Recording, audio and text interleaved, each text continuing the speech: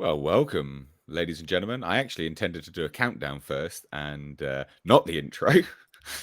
So I'm sorry about that. But that is the story of my life today. I am very tired. We are here, of course, with the H-Cast. We're joined with Paulie from the Latino Slant. We've got Nick from Hey, Echo Base Network. And we've got Tom Hey, Connors from Midnight's Edge. After Dark. How are we all Where doing? that some bitch owes me money. Huh? Who owes you money? Tom Connors. Ah, oh, I thought why? Anyway, how are we all? Are we all good? Fucking derailing my stream straight away. Shut up, Tom. ye- How are we all doing? uh, Tom, come on, you want to speak? How you doing? I'm doing peachy keen as a jelly bean. I've been up since early today, so Yeah. I'm riding high on no sleep. Well, that's the story of everyone's life today. I think I'm. Yeah, it absolutely sounds like you're in shattered. the same boat. So Yeah. Paulie, you seem pretty tired as well. I hear. We spoke just briefly before the stream. You're pretty shattered yourself, but we're gonna bring in the good energy for this stream. well, I feel really good because I had lunch and I have coffee, so I had a good lunch. Ah, nice. Good. Yes, Good. so I'm good. Good. And Nick, how are you doing? Are you the only one with energy today? I have plenty of energy. I didn't wake up till almost noon today, and it's 3 o'clock here. So Hmm.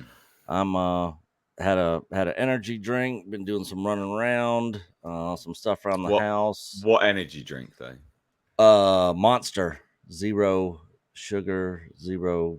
The white can, the white can one. Ah, you. Okay. What's They're wrong the with only ones I the drink. What's wrong with the black one, Nick? I don't know. I just always like the white one. Some racist level shit. I guess it's my inner white supremacy coming out. Wow, wow. Oh god. Which takes us famously off to our first topic, which is a bunch of Star Wars YouTube drama. Now, I Mm, only caught this just as an FYI. I actually have, so for everyone that's going to watch this, I have comment from the individual involved, which is Star Wars Meg. Now, so I have further context to add to this entire situation that I don't think anyone else has currently received. I don't know, and I have but I no did. idea what this situation is about.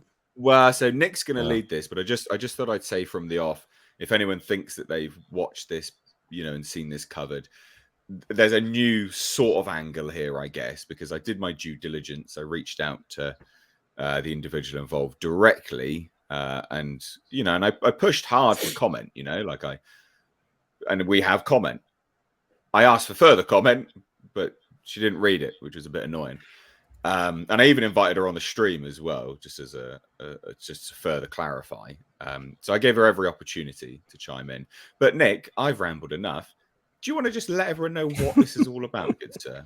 Yeah, so just to give just a short breakdown, and I'll pull up the clip and share it, and let everybody Absolutely. see it, because I took it's three separate clips that I just mashed into one clip. It's just a minute and a half long, so it's not long. But then there's another video that Darth Melvin did that shows some past clips from her own channel Mm. that will give some more hypocritical context, I guess you can say, to the Yeah. comments Okay. said in the first clip. Basically, Star Wars. This was a stream, Star Wars stream on Star Wars Santa's YouTube channel. He's a friend of the channels. We've had him on our channel. We've been on his channel. He's a super nice guy, even though I think his takes on Star Wars are complete crap. But he knows that Rey is his favorite character. He likes the sequels, so he is one of those Star Wars fans that loves everything. You slap the Star Wars name on it, he's gonna love it. And he's a good guy.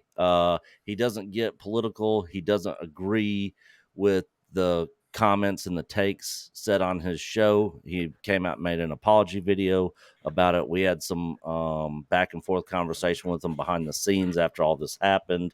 So So this is nothing against Star Wars Santa. He's a good guy. Jason Ward, I don't really know a whole lot about him. I know he got there was some drama and some stuff with I think some grooming or some kid stuff. Don't quote me on that 100%. I could be way off. Paulie or Tom might know more about the Jason Ward stuff. Maybe I don't Nope. even know who you're talking about, to be I honest. don't know what you're with you. talking about. I don't want to hear anything about kids. I want nothing to do with that conversation. Yeah. I don't know. It's just what I've heard in the You know why you brought it up. behind the No, scenes. you should not have brought that up. I'm gonna say that right now. I'll be honest. So- I don't know any of these people that you're even talking Whenever you about. say stuff like that, it's just go allegedly. And then Yeah. Please, Okay. Nick. Yeah, allegedly. So Good. and There we then go. and then Star Wars Meg made some comments. Gave kind of a political take. But let me just specifically to do Gina Carano, wasn't Yeah. it? And then honed in specifically on conservatives, Mhm. which was chimed in by the other chap that you mentioned, not Star Wars Santa, which I will Yes. clarify as well. I never even heard of any of these fucking people before I saw this clip floating around. And I think it was either Anna, who's in the chat right now. I think it might have been Anna that shared it, or 300 Mirrors is the Lily. Mhm. Twitter. Yeah, I spoke to her before, but I feel so rude. I know those forget her last two name all the folks. time. So, but I'd never even heard of these people before I saw this clip floating around, and I was like, "What the fuck is this nonsense?" And I checked it out, and I was like, "Oh god, this is funny as hell," because it is funny. But basically, the short of it is there was a stream, and there was some really dumb things said. I have further clarification on this stuff, which I will get to. So I'm not hiding anything. We'll get to it, but I think this is what everyone saw first, and then we'll give further context afterwards. So this is the first clip that's been floating around, isn't it, Nick? I think. Yeah, so this is the 3 clips that are just mashed into one. And I'll go ahead and hit play and just let everybody see it. We got a question. Do you think Disney Star Wars divided the fan base over the firing of Gina? No, because I anyone don't with think- common sense doesn't support those kind of views. Yeah, I'm At least in gonna the real say- world, outside of the trolls on the internet, people don't have backwards anti-Semitic, anti-trans views. I'm And gonna during say a they did it- pandemic, nobody wants anybody dying because some idiot told like character in a fictional thing tells them not to wear a mask and We- all this. It's yeah. We have She different deserves everything she got. views. She deserves everything she got. I have no sympathy for people like her. Much. I think we're just gonna go and watch. So that was the first clip. I love how the guy with the beard. I don't know this chick and the feelings Fuck. mutual about Fuck. her. I'm just Fuck, saying. I need to get a hold of this stream. Oh my god, you can see the moment where he's like, oh my god, I've lost it. It's gone. Yeah. The stream is derailed. Yeah, I mean, he's and totally squirming in his seat, poor guy. Yeah, Mhm. exactly. Well, that's what I mean. Like, it's half because just as an FYI, like when you run these streams, you know, it does take quite a lot of moderation and control to keep things. Obviously, we have a really good panel here, and obviously, thank you everyone for watching and enjoying it as well. But yeah, goddamn, like, you know, to keep things going on a panel that clearly just is a bit all over the place, that's really difficult. It's really difficult. Yeah. And then here is the second clip. Some anti-Semitic Gina Carano movies now. Yeah. That's my plan now. For how about you, With Meg? You want to join me? self-loathing Ben Shapiro.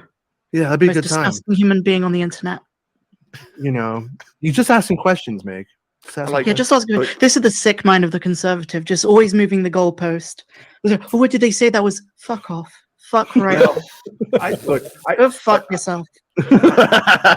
Always moving the goalpost. Oh, it's not racist. It's just asking questions. It's Yes, they asking know what they're doing. They're dumb. Look, I shared a tweet today. So that was the second one. Okay. She's annoying me already. Like seriously, like I hate her voice. Oh god. Oh, that's And that scowl on her face, yeah, like Yeah, so that was the then attack on the broad brush stroking for all conservatives. Yeah, well, it was the sick mind of the conservative. So Yeah. again, just as an FYI, ladies and gents, We do have further clarification on this. I asked Meg for comment. I'll show you. I'm not hiding anything. We'll get to it, like absolutely 100%.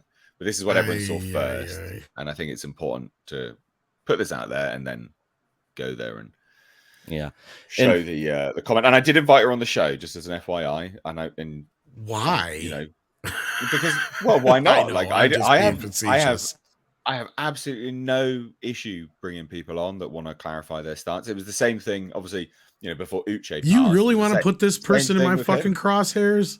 No, because it'd be me dealing with it, not you. But that's the thing, right? Like, you know, you should always let people clarify their stance. There's no if they really stand behind it and they got conviction, they will, you know, and I think it's important to give people the opportunity, because sometimes things are miscontextualized, right? That's the situation. It can be that way. I'm not saying this is, I don't, you know, we'll get to the context, but sometimes things can be thrown out of context and, you know, not taken the wrong way as they're intended. There's many different reasons why you should, or, you know, give people the benefit of the doubt to at least explain their stance. There's no harm in doing it. They'll either come out, you know, looking worse. I think she was pretty clear there.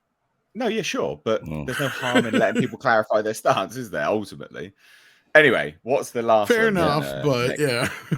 And then so Philip Hawkins, who's the one who tweeted these clips on Twitter, he was the one that initially sent in that. It's normally where you question. tweet things, Nick, on Twitter. Just as an FYI.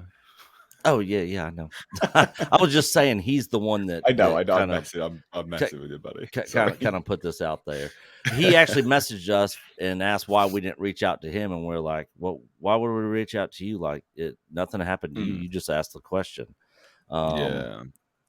You know, the story here is the stuff said. But anyways, here's the last one of this. Okay, and I'm amazed this Philip guy doesn't have German subtitles. Where's your German subtitles? Look, I just I shared a tweet today because I've decided this year that I'm going to kind of lean into my faith. Oh, okay. Well, there was another one, wasn't there?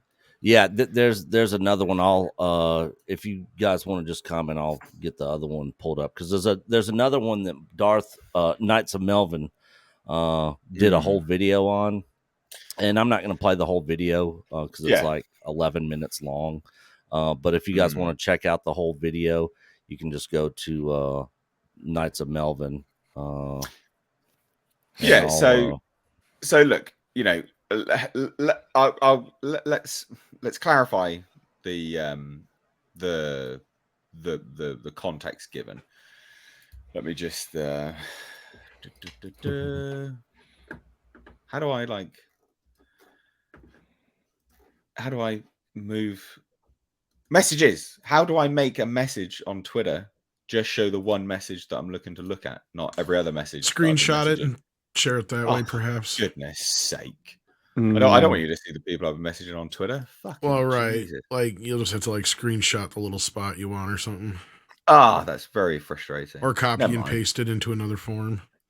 Well, I'll screenshot it, but just I would show you it all just for complete clarification, you know, for clarity's sake, guys. But you know, there are messages from directors on my Twitter which I've got to respect their privacy. So sorry, I would show you that. But why don't you want to share it with me and I can open it up on mine?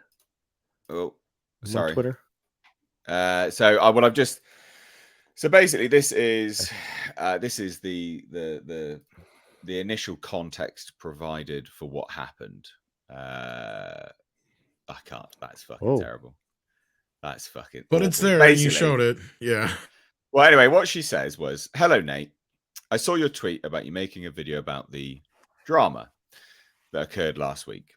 I do not know how much this message would impact what you choose to say about me, but at least know the full context and hear me out. Bearing in mind, I reached out for context, so you know, I'm pretty certain no one else really did that. I think it's really fair to do that, and I don't see an issue with that. I think it's absolutely fine to ask for context, and I'm not going to twist any words. Again, I would share the whole thing if I could, but apparently Twitter doesn't let you do that, so it doesn't let you just show one message. Bloody annoying. Anyway, my good friend Star Wars Santa, whose stream the whole thing happened on, is a gem, a wonderful person I'm so lucky to know. We may not see eye to eye politically, but he is a beautiful human being, and that's what counts to me.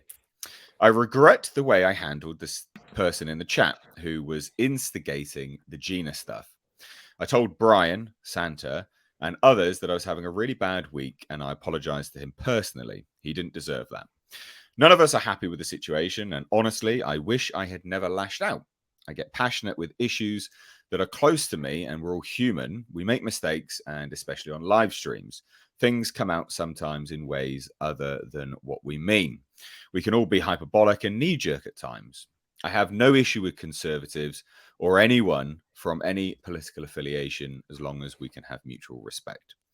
Do I think Gina Carano is a bad person deep down? Honestly, I don't know her enough, but from what I've heard, she's not. Many say glowing things. Do I agree with her politics? Also, no. If you ever watch my channel, I haven't, you'll know I steer clear of political topics. My views don't impact my content or my love of Star Wars. It was a bad judgment call on my end to do that to Santa and put him in that position. This has been blown out of proportion, and several channels have used this drama to mischaracterize me just because I don't agree with them on these issues. Not to play victim, but not to play victim because I'm not, sorry, but I was dragged badly and have had some awful comments sent my way. Woke up to several disgusting personal emails too, which isn't okay either. This might not change anything on your end, but I do ask you as a fellow content creator to reconsider the video you plan to make, or at least how you portray the situation. I think I've handled this very fair, just as an FYI, guys. I want to put that out there. I've been the dick. I think I've handled this very fair down the line. I'm not coming to any conclusions yet. I'm giving you all the facts. I understand I touched a nerve with some fans, but freedom of speech means we can disagree with personal attacks. I don't know you personally, and we've never interacted. One heated moment in a live stream isn't representative of who I am as a person. Anyone who knows me will tell you that. Ask Star Wars Santa or Jason at Making Star Wars, who was also on the stream, and they'll tell you their perspectives. I wish you a very pleasant week and best wishes.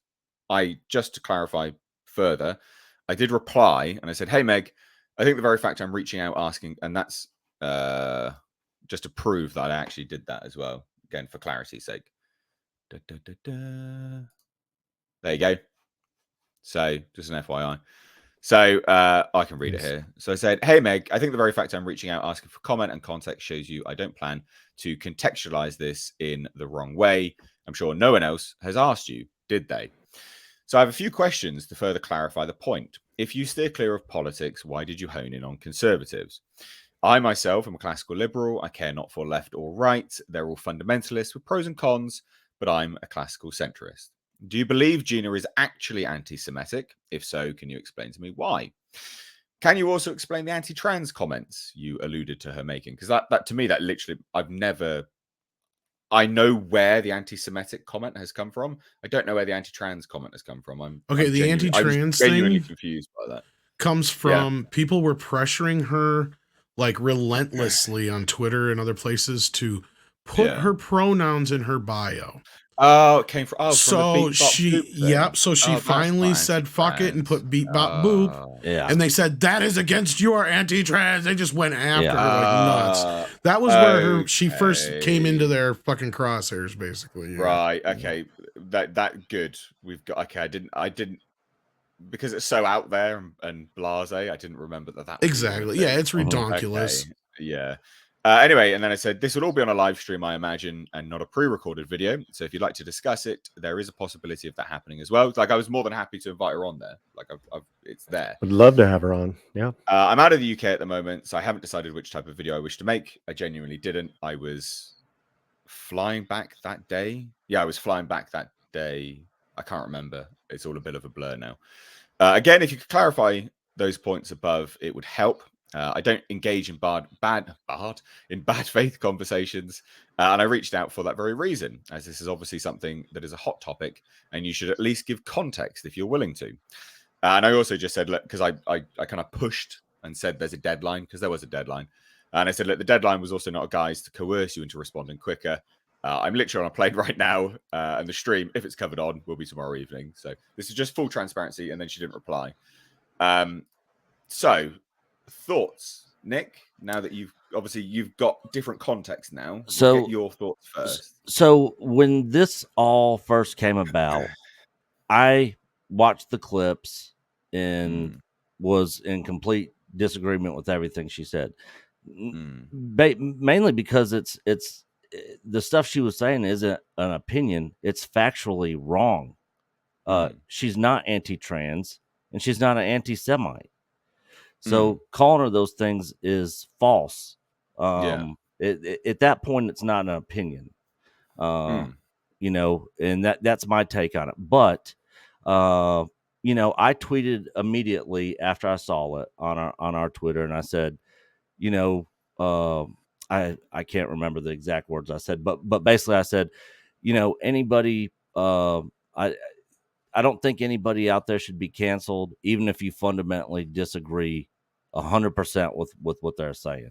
So basically I was, and I had the clip on there. And so, basically I was saying, you know, I don't think she should be canceled, but I fundamentally disagree 100% with everything she said.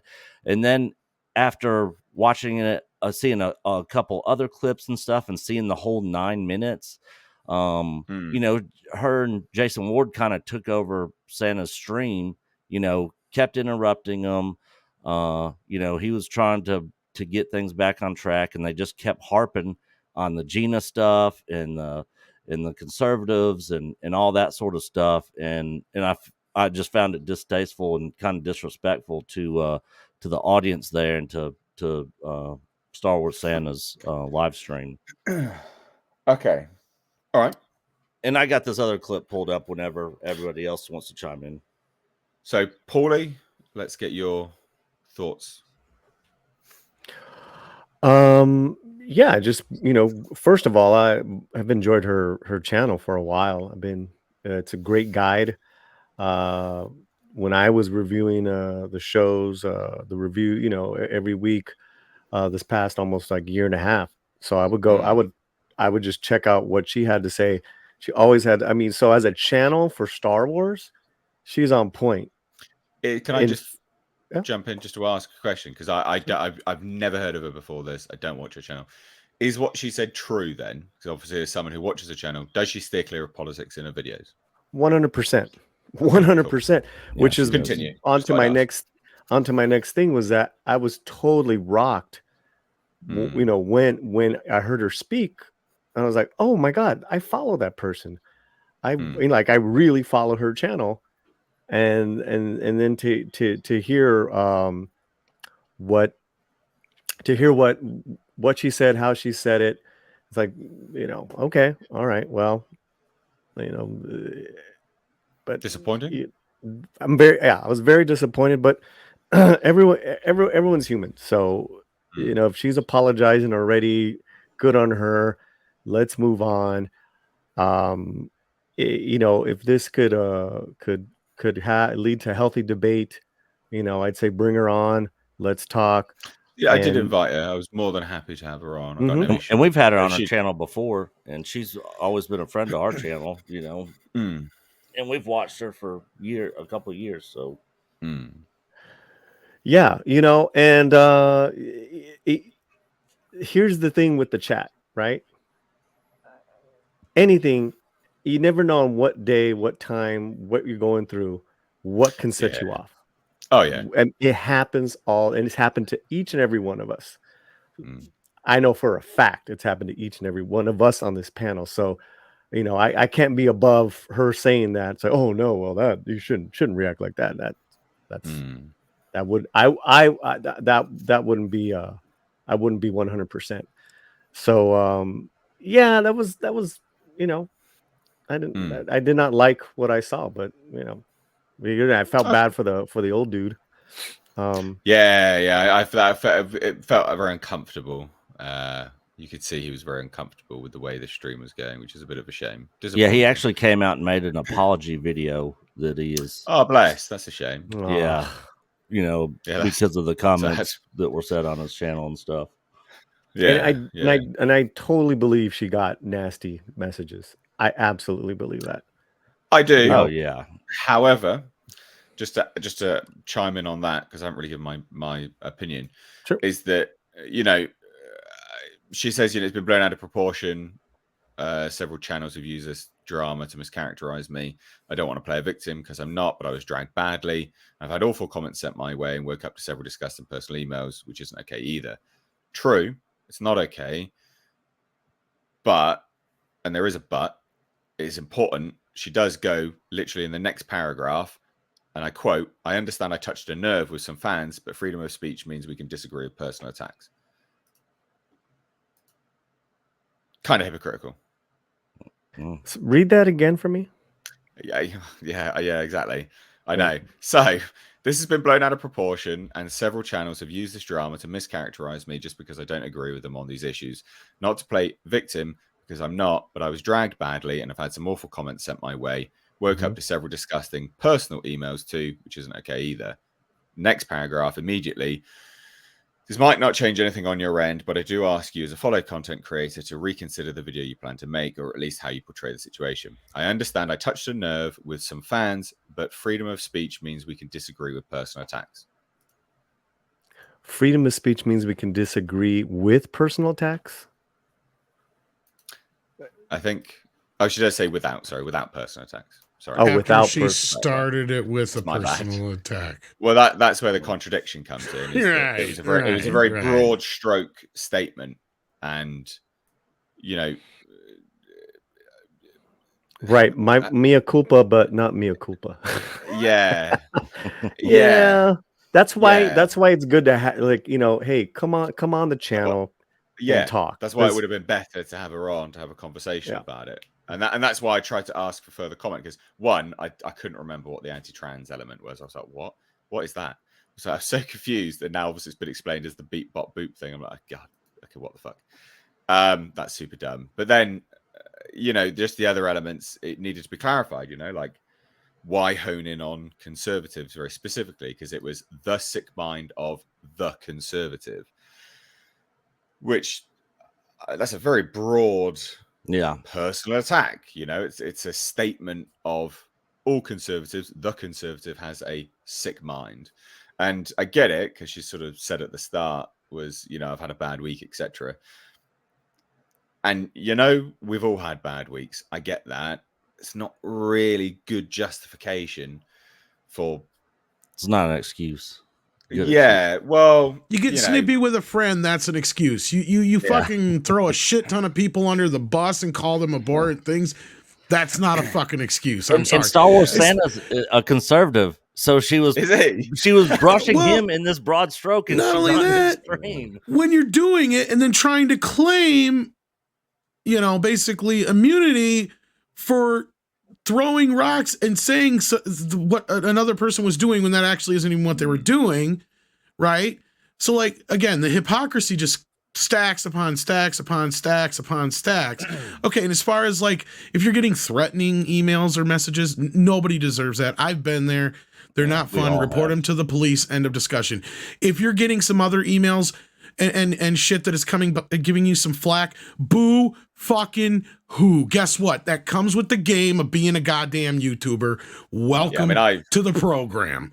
Like, I have death threats sent my way. You know, like I've had exactly. I have people photoshopping my face on like porn and stuff and sending it to me. It's really quite disgusting.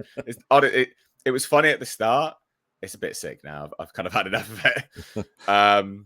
You know, it was a laugh at the start. Now I've definitely had it. Well, it wasn't even a laugh. It was somewhat comical, and then it was disgusting. Anyway, you get loads of nasty stuff as someone who creates content online, and you know, is something of a personality, I guess.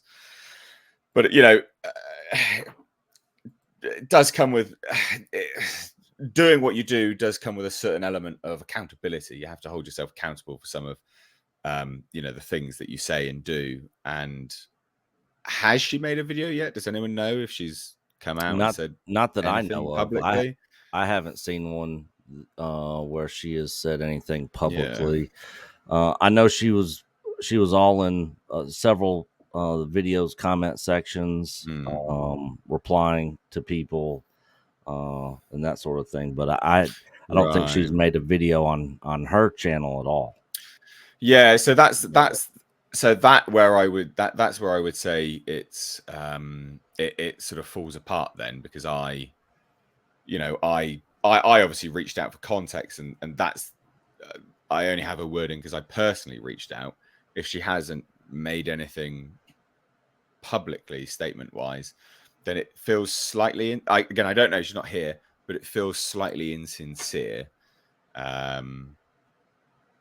from my perspective. But anyway, no. Do you have anything further to add, Tom? You did sort of say a bunch of stuff, but do you want to say anything? Well, more I mean, on that, or? To me, like I said, I have no horse in this race. I don't know 90% of the people involved, if not most of the people involved, outside of Nick and a few people on the outside of it, like you mentioned earlier, that reported on it. I have no attachment to any of these people, nor do I generally comment on YouTube drama. But I think this is beyond YouTube drama.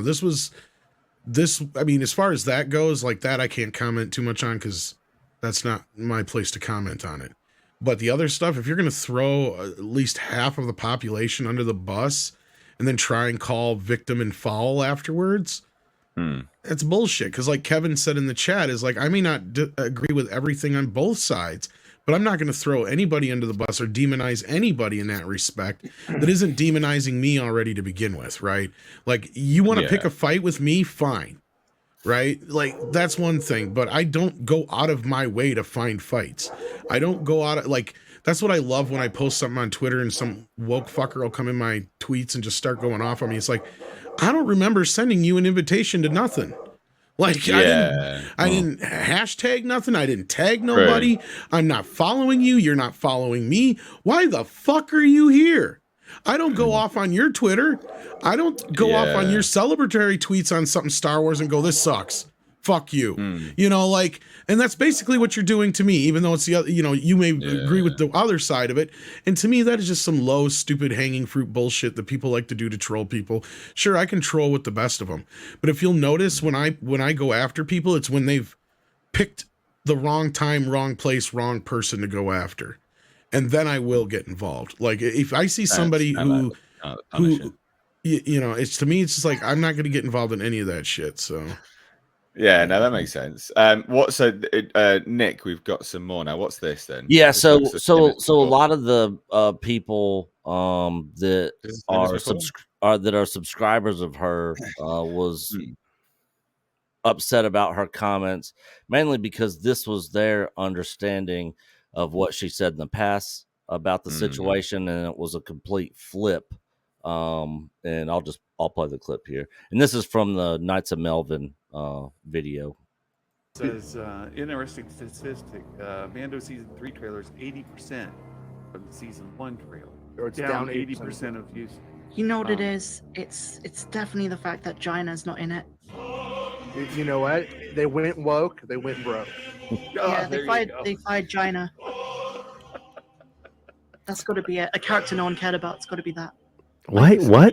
Gina Carano fired from the show. I really like the character of Cara Dune. She's a strong woman. She seems awesome. And it really makes no logical sense to get rid of her, considering the amount of screen time she got in season 2 and the whole story arc, which is so strongly linked with our hero Mando. They fired Jaina. That's got to be it. A character no one cared about. It's got to be that. Whatever views that Gina Carano has in real life, whatever, her character of Cara Dune is very cool. Philip says 5.4 million views. Is that just YouTube? But got to count the Twitter and. Well, if you just take one metric of just the YouTube. Also, don't forget, guys, the teaser trailer is at 7 million. So, and also remember that Star Wars UK has a page, Star Wars France has a page where they posted the trailer. If you follow certain Twitter and YouTube accounts, they'll tell you that Star Wars is dead or it's dying. And then you go to a different side when it's telling it's thriving. And the numbers of Disney Plus speak for themselves. I really don't think there's a lack of Star Wars fans. Well, Meg, answer me this. How much money did Star Wars make in the theater last year? 0, because people hate it now. What is this? This is great. The whole video, it's 11 minutes long. I was rolling from start to finish. It was absolutely hilarious. I can't even with some of this shit. It is quite this funny. is like too easy. Like this is like, I mean, the first bit you played as well, like that is a straight up contradiction, isn't it? So okay, well, let me say this. I can't speak for her personally because God forbid we do that. But I do know that a lot of these fans that wanted Gina gone, what they expected to happen was that she would be replaced with another actress, because that was their big whole thing, and that's really what miffed them off, is that they haven't recast her yet. See, that's the thing, because they've never technically fired Gina, and Jay's in the chat right now, and he'll probably say the same thing. She just never got her contract renewed. It was made clear by a leak that she was unwelcome or whatever, however you want to put it, in so many words. But yeah, like this whole thing with her, just to me, is just, this is redonkulous. And if memory serves me right, she even went to she being Gina Carano went to Pedro Pascal and asked about the whole pronouns things. Like she generally didn't know at that time. Apparently. And they had a good talk. They're like, I don't know if they're still close, but they're close. And then he explained it, and then she's like, oh, okay. And then she's got every right to use her humor with the bebop boop and move on. I mean, free speech, right? Like we talk about, absolutely. The Star Wars mentioned free speech. You can't in the same breath say, well, there's free speech without person attacks. Well, I mean, Gina Carano's Beat Bop Boop was not a person attack. It was merely a humorous, just a humorous statement of, commentary on pronoun culture. It's called sarcasm. It was humorous. That's what I mean. Like it's just a humorous commentary on pronoun culture, and I think that's something we've really have lost. And because the thing is that the wokosos have no sense of humor. Their sense of humor is very thin. But this is the thing, Meg. This is the price we all pay for living in a free society, that you say is that whatever you throw out, you're gonna get back. And sometimes you're gonna get back double, and that's what's happening to you. So yeah, I mean, the thing that people often forget is that when you have freedom of speech, means that there is the freedom of potential to offend someone, right? Like that is just what it is, and you have to accept that. If you're willing to have freedom of speech in general, you have to accept the fact that you may get offended by someone else's freedom of speech, and that's offenses. It's just par for the course. So if she was here, I would say, why did you get so, what is your thing now still after all this time with Gina Carano? Like, what has she ever done to you? What personally? I mean, she seems like a very smart person as far as what she puts out. Is very considerate, very thoughtful. You can definitely seem, and I'm talking about Gina, that she's always open to having discussion. She's a champ. She's gone through adversity. And she's becoming an actor and all that good stuff. That's what I would ask. I would, to start the discussion first. It's like, what did she do to you to where you're still? Show us on the Gina Carano doll where she touched you. Ay Dios, cállate, Tom. And the other thing that's annoying is when people like Meg, take this twisted false narrative of what was, towards Gina, and just run with it without actually looking, because it's very easy to look into it and research it and come up with like, okay, none of this is true. none of the stuff that these people are saying is true. It's not like you have to spend hours and hours of research. It literally you can find out the truth in 10 minutes. Yeah, so just because I've sort of just said things in passing. Let's just sort of clarify my sort of stance on this just briefly and quickly. Is that at the end of the day, there's a few comments to really specifically pick up on. Is that, of course, the anti-Semitic comment, that's patently false. Using something as an example to, using something as an example of a slippery slope for the potential of societal change is not anti-Semitic. It doesn't matter, It was anti-authoritarian. Well, yeah, exactly. I mean, there's nothing anti-Semitic about it. It's a statement. It's patently false. That's a statement of fact. Anti-trans, that's again patently false. I'm sure, much like most people that are centrist or conservative, that if anyone that is trans or whatever, what have you, is perfectly nice and respectful to them, they would be perfectly nice and respectful back. I think most sane, normal, logical human beings treat as be treated, right? You get out what you put in. And I don't see Gina Carano as being anti-trans, and that's trying to look past the statement of beat bot boop, because I can't imagine there's anything outside of that's been said either that would make her anti-trans. And because she seems like a nice person, I would say that the logic vibes there quite nicely, that ultimately, respectful, and she'd probably get respect back, and that's fine. And so then we move on to the sick mind of the conservative comment. I mean, that's an interesting one, talking about goalposts moving,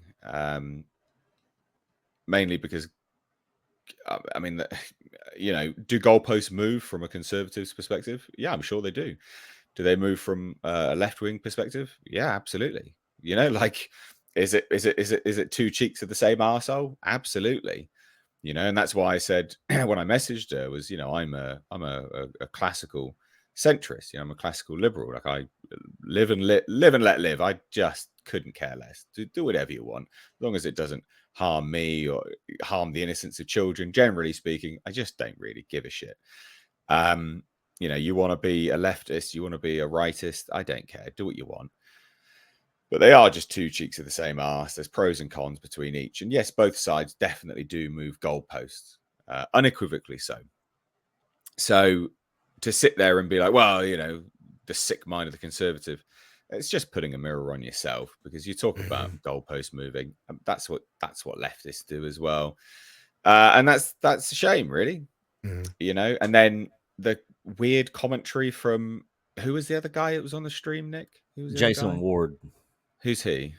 He was a writer at one of the big Star Wars websites that did news articles and stuff. He got fired from there, and now he does another one that's his own. I can't remember what it's called. Was this the guy you mentioned earlier with a questionable background, or is that somebody else? Yeah. Allegedly. Yeah. Alleged questionable background. Got to do that. Yes. All right. Yeah. I mean, I love it. I have one last thing to say about it, but when you're done there, Nate, I just want to just quickly on that topic is that the comments he made about no one wants to see someone die from not wearing a mask in the middle of a pandemic because a character says it. Yeah, she didn't do anything in character. That was very odd. I don't understand where that comment came from. That was very bizarre. But that was my final thought. Basically, is that the further context that she provided me doesn't really, and this is why I invited her on. Sadly, she didn't see the message. Is that it doesn't add enough context to fully overlook the statements that have been made. That's my thoughts. Well, his comments were kind of what clued me into what was kind of going on here. Because after I saw that bit, I see what happened here was somebody had made the comment about Star Wars being dead. That was up on the screen. And she took offense to that. And obviously this Jason guy was just throwing out random things that supposedly conservative Star Wars fans say. So this was a whole like back and forth. She was just offended that somebody would even think that Star Wars was failing. And her bringing up Gina had obviously to do with the fact that that's what she's doing the same thing. She's mimicking or mocking conservative minded Star Wars fans in her mind that you know, their argument is, oh, Star Wars is dying because of Gina Carano. It's like, no, Star Wars is dying because of a lot more reasons than that. That was one minor thing in a long line of things, and that's what this whole conversation was seemingly about. And I just wanted to bring that to the table because that's what I noticed after watching that video. And in that respect, all of her comments aside and that other dude's comments aside, you didn't do anything to support your argument. All you did was ad hominem fucking attacks on the right and Gina Carano. And in that respect, like you said, Nate, with what she gave you for context, just makes it worse, in my opinion. Because it just makes her a hypocrite on top of it all. Like, so I'm sorry. I'll be the fucking realist here. I mean, it doesn't help, unfortunately. But we can go around in circles until we talk to the person. You're saying you're a realist. It's like you're just going. You got the nail. You guys just keep hitting on it, and it's like, what else can she say though, Paulie? She's more than welcome on the show. Nate's already given her that opportunity. Well, there's context, right? And then there's context when she comes on that we're gonna get. That's it. Yeah. So we'll have a conversation. So just to sort of round that out, then, because you very valid point there, Paulie, is that for everyone watching, obviously, I hope you enjoyed this segment. But Meg, if you're watching, we can schedule a conversation live. I'm more than happy to do that. Hopefully you've seen that I don't engage in bad faith conversations. I'd like to think, I'd like to think this shows that I don't engage in bad faith conversations anyway. I'm aware some people would still think that. And I'm very conscious, by the way, lately of how I come across. So choosing words a little bit more carefully nowadays, because I don't want to give off the wrong impression and again, miscontextualize my own point. So Meg, if you've watched this, the Twitter DMs are open now. Obviously, I accepted your DM. We can talk, and we can have you on to actually have a proper conversation about it. I'd be more than happy to do that. And you can, to engage in full good faith, you can define the terms if you want it to be just me and yourself, because you find maybe anyone else on the panel to be too combative, or like too many people. Well, no. I know, I'm serious. But again, this is just being as ultra good faith as possible. Is that I understand it could be quite daunting that if you have too many people on a panel, it would feel like ganging up. So I'm more than happy just doing it as a special segment, just me and yourself. I'm throwing out the options. You define the terms. The ball is in your court if you want to come on and have a conversation. But on that note, let's shuffle on. Because we do have some super chats to go through. Again, I hope you guys enjoyed that sort of segment. And yeah, well, I say enjoy is probably the wrong word, isn't it, really? But it was interesting nonetheless for me. Nick, you need to unshare your screen as well. Oh, my bad. Yeah, you're showing off your porn to Mr. H. Showing off something. It's literally just us. Yeah. Like I'm seeing double us. I'm like, oh, you're so sharing the entire screen. Yeah, no. No, luckily he didn't. Also, just Nick, as a quick one, I saw the Instagram post. My condolences, dude. Just as an FYI. Oh yeah. That's tomorrow. For anybody that doesn't know what he's talking about, tomorrow we're having to take my dog Chico to the vet and have him put down. Oh, I'm sorry to hear that. Yep, bury him in the backyard. I got a little engraved stone with his picture and stuff on it. So today, tonight, and then tomorrow afternoon's our last time with him. My brother and his wife, my brother bought the dog for her originally for Valentine's Day in 2006, and then I ended up with the dog Long story, I'm not gonna get to it, but anyways, they're here, and I was waiting until they were here before we did it. So yeah, it's gonna be a rough day tomorrow. Yeah, well, you know, just that I didn't want to make anything awkward, but obviously I saw it, so I thought I'd just as a quick FYI. If you do want to support the channel, ladies and gents, support the stream, please do the super chat function. We're going to read a whole bunch out now, so that's why I'm saying it now. It's a good way to support the show, good way to support the channel, good way to physically keep the lights on here. And if you aren't already, please subscribe to the second channel, which is in the description box, where all of these live streams get like chopped up into the best bits, highlights basically, as well as the feature episodes as well. The full episodes go there. They don't stay on the main channel afterwards. They're all in a playlist, so you can find that there.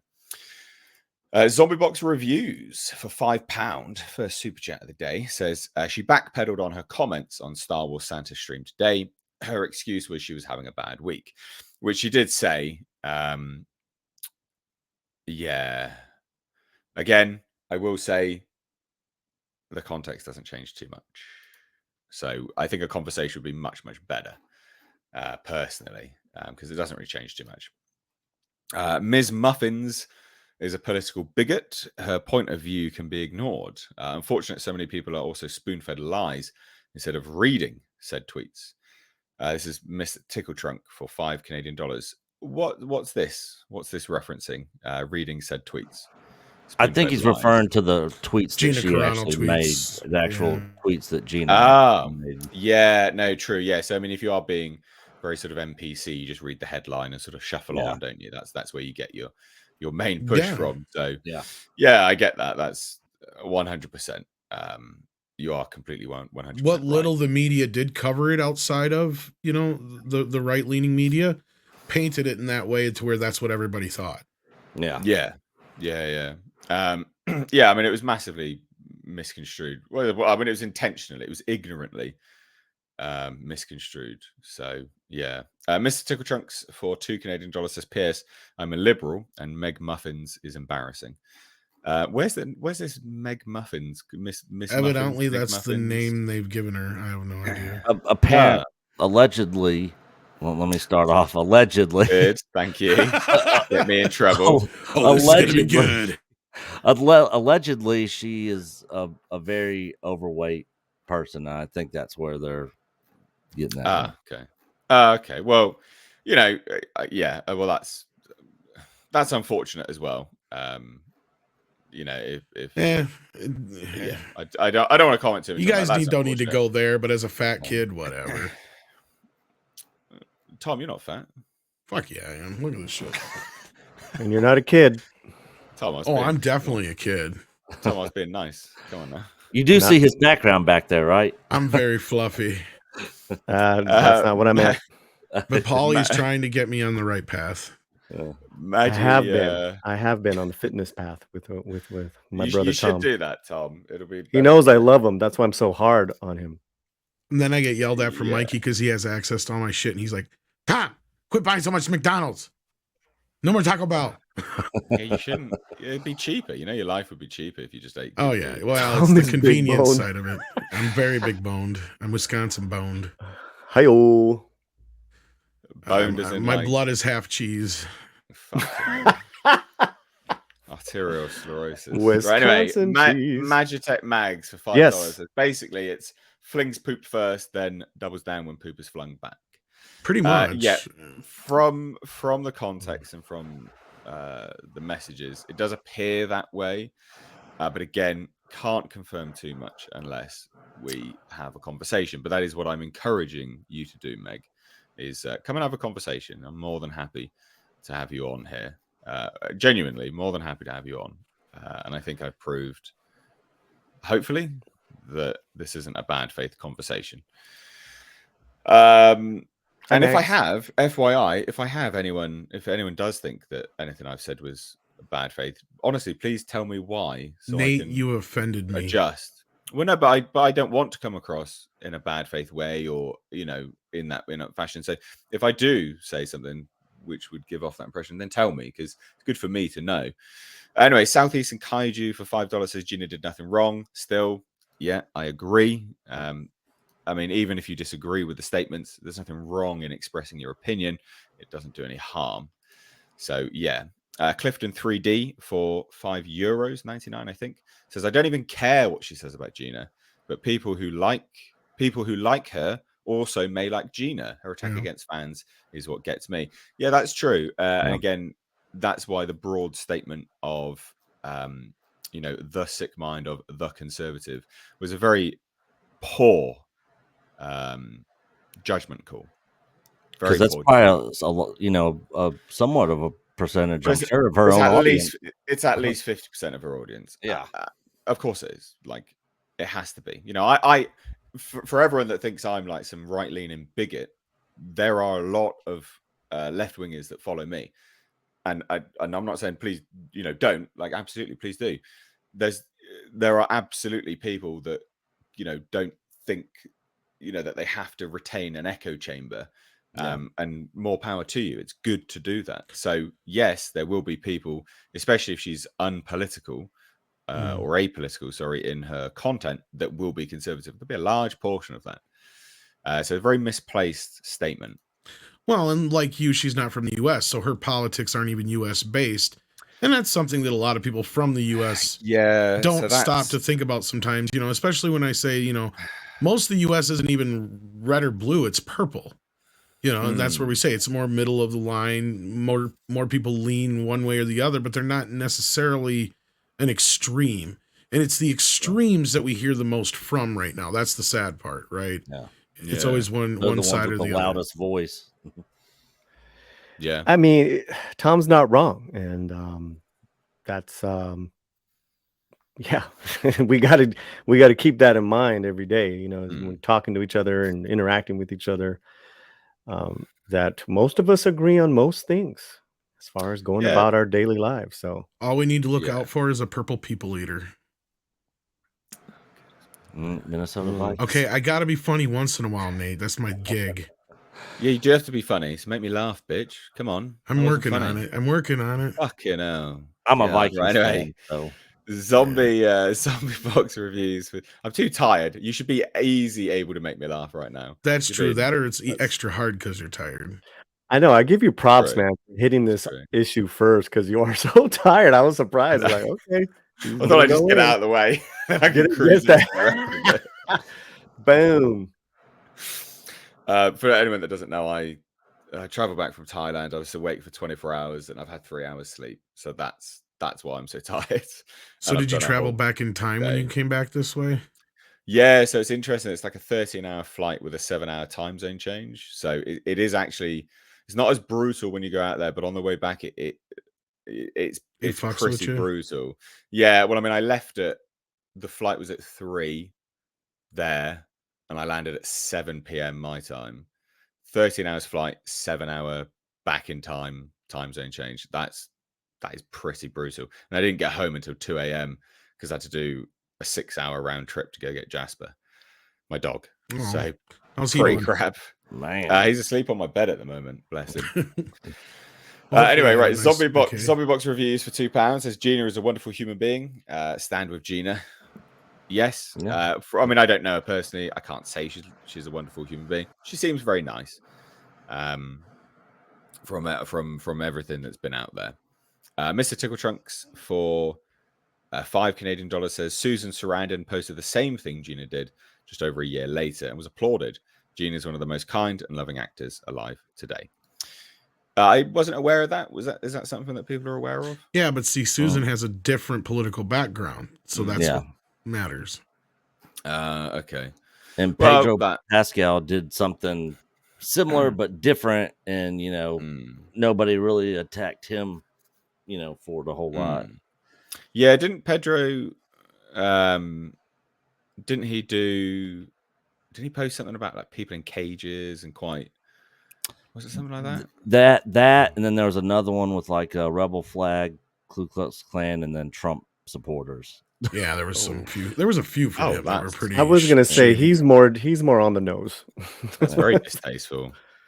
Wow. But a lot of people brought him up to task when the whole Gina thing happened, but of course, everybody who it mattered fell on deaf ears. So Wow. There you go. Zachary's correct.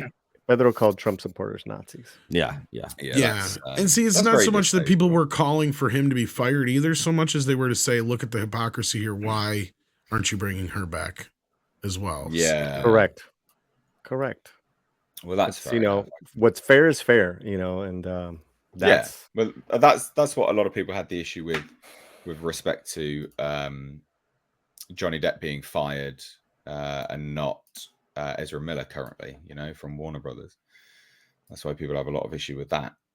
So, I can see that. But anyway, again, ladies and gents, you want to support the channel, Super Chat's a really good way to do that. If you want to check out the best bits of these streams, you can't stay for the whole thing, check out the second channel, linked in the description box. But we do have to talk about Avatar. Dun, dun, dun, dun, do we have to? Yeah, I mean, it's interesting, isn't it? Like, let's be honest. So we have Nate. What? Tom has to talk about this. He's got to read all this. Like my dad, I'm going to the store to get cigarettes. All right, then. You're gonna wreck. You coward! You're gonna wreck your voice even more, Tom. Come on now, that beautiful singing voice. Andale. McDonald's and cigarettes. $2.04 billion. McDonald's and cigarettes. That's Tom's diet. Well, look, I'll comment on it, Paulie. He's not wrong. They've had to hedge every one of these headlines to say. Oh, now you're funny, Tom. Now you're funny. If you still put it up against Top Gun has still beat it in stateside so far. And Top Gun got more nominations as well. Yeah, we'll get to that maybe if not. But no, good for Avatar. People overseas love it, just like they did the first one. I have yet to meet anybody in my personal life who has seen this movie, but good for Cameron, I guess. There is a lot of silent Avatar lovers, it does seem. But look, $2 billion, massive money, absolutely huge. I wonder if it'll continue now, though, because there are some pretty heavy hitters coming out that can detract from it. What is? I mean, well, you guys tell me what is coming out. We've got Ant-Man and the Wasp, haven't we, coming out, right? So yeah, Mario's coming in March. Well, March is too far off for it to. Cameron's planning on keeping this thing for a while because they already moved the video date, so we'll see. But they can't keep it for a while because they'll be going up against other Disney things, and Disney are the ones who secured the screens, right? So it'll get moved, but it'll play for a little while longer. Right. Well, it was significantly dropped. But the biggest thing, obviously, it's done great money, right? But the biggest thing for me, which I found hilarious, was just this nonsense, and it is nonsense. Is Avatar: The Way of Water villain Miles Quattrich could be redeemed in Avatar 3, teases franchise producer. On face value, I think that's really stupid. Like, I get it. They're laying the foundation for that. But, I mean, no. No, I don't like it. Is anyone else on board with this? Or do they like it? Do they not like it? I think this is dumb, personally. Why redeem him? Who's going to be the villain after that then? What? The other avatars? The purple Na'vi? People. I don't even know who that is. That's Stephen Lang's character. Who's the villain in both of them? Oh. Basically. So he was a human villain in the first one, and he gets killed. And then in the second one, he gets put in a Na'vi body, an avatar, and then he's like, Na'vi, bitch, it's Na'viing time. And then he Na'vi'd all over the place, and he was still a villain. Did he Na'vi all over their face? He did, yeah.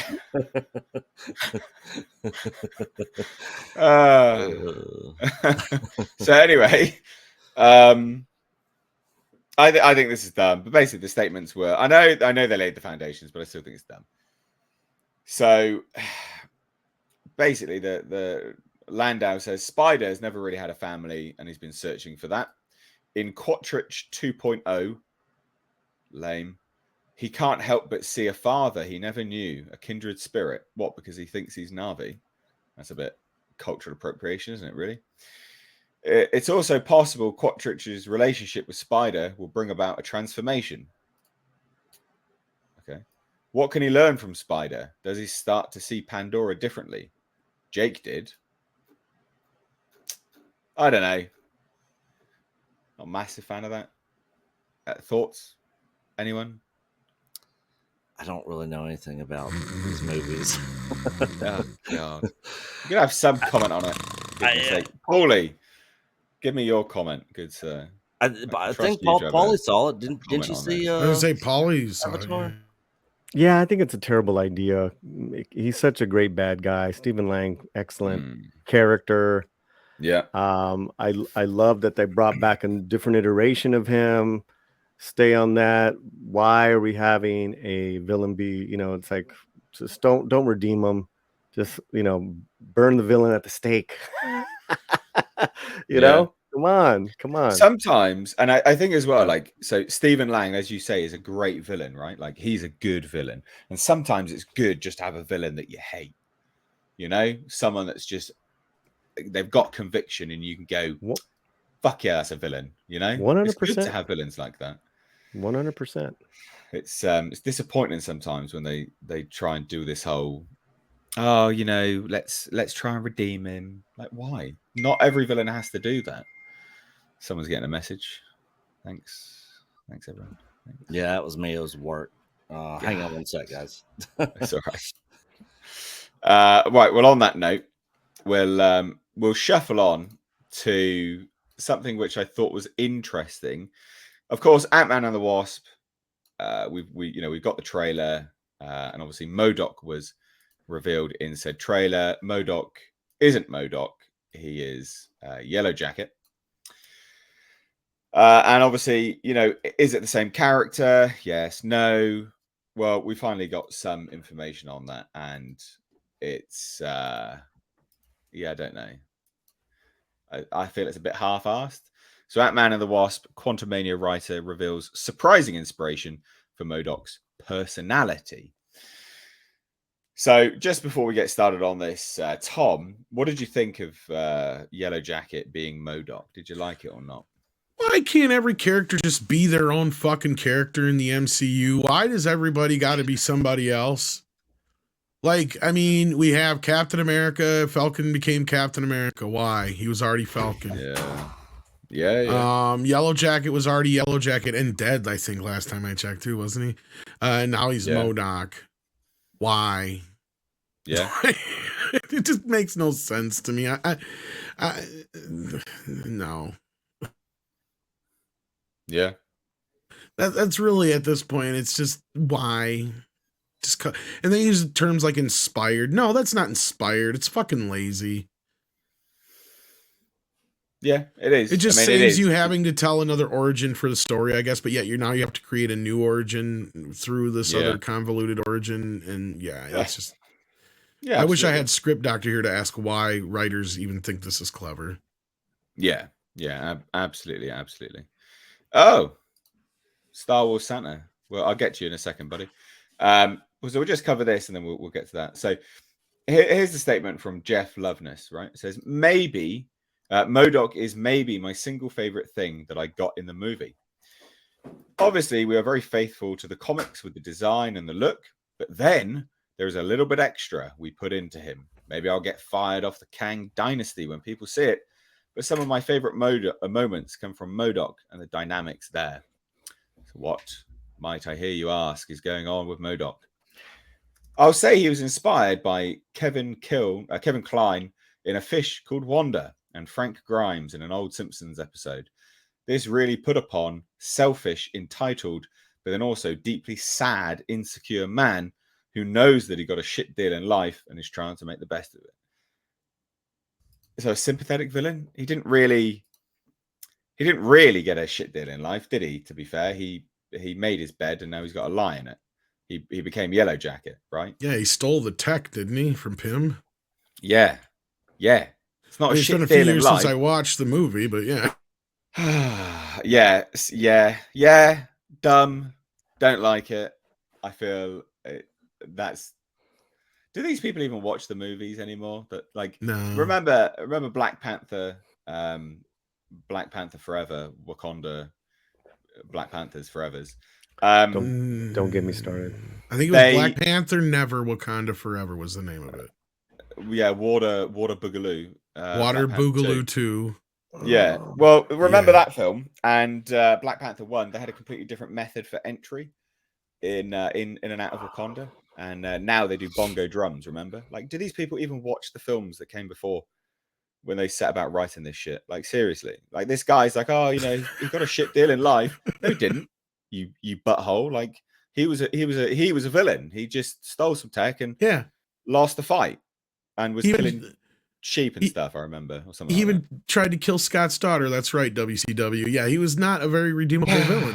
What the hell? Like, he was actually one of the fairly decent villains so far we'd gotten to this point in the Marvel universe. Unashamed, just an asshole, basically. It was like, yeah, whatever. Since Obadiah and shit like that, it's pretty much closest to him, or what's his face from the second Iron Man. That so he's selfish and entitled, but then also deeply sad and insecure. Who knows that he got a shit deal in life and is trying to make the best of it? Fuck off. That's real lame. This is where woke shit comes in. This is the problem where woke cannot, because they always see it as, I can say it's woke. Would you? Like, it's just it's because they relate with the villain, right? Because these are the same people who think they should be able to murder people because they, misgendered them, right? Like that's justified to them. It's like the things that used to make villains is exactly why they should stay villains, not because they're redeemable in any way. And Doctor Strange was a prime example of this. You watch that movie and you're going, how are they trying to make her the victim in any way, shape, or form? This chick is a murderess. She's almost worse than freaking Thanos. At least Thanos thought he was doing it for the right reasons. Like, this bitch is so self-centered, she's going to kill everybody. Like, what the hell? Oh, but she's redeemable at the end. Don't worry, she'll be back and she's good now. Oh, dear. Oh, man. Baron Zemo's the same thing. I've heard shit about him coming back, and he's supposed to be in that other series coming out with Harrison Ford taking over as the Red Hulk or whatever. I heard he's supposed to be in that or something. Yeah. So, Paulie, what I thought you weren't here, but you just popped back in. So what do you think of I'm back. Of this MODOK Yellow Jacket sympathetic now? I'm not gonna watch this movie. Are you not? Wow, man. Nope. Holy shit. Nope. This is pretty big. Yep. Paulie's got a negative opinion of something. No way. What turned you off of Ant-Man? I guess I gotta ask.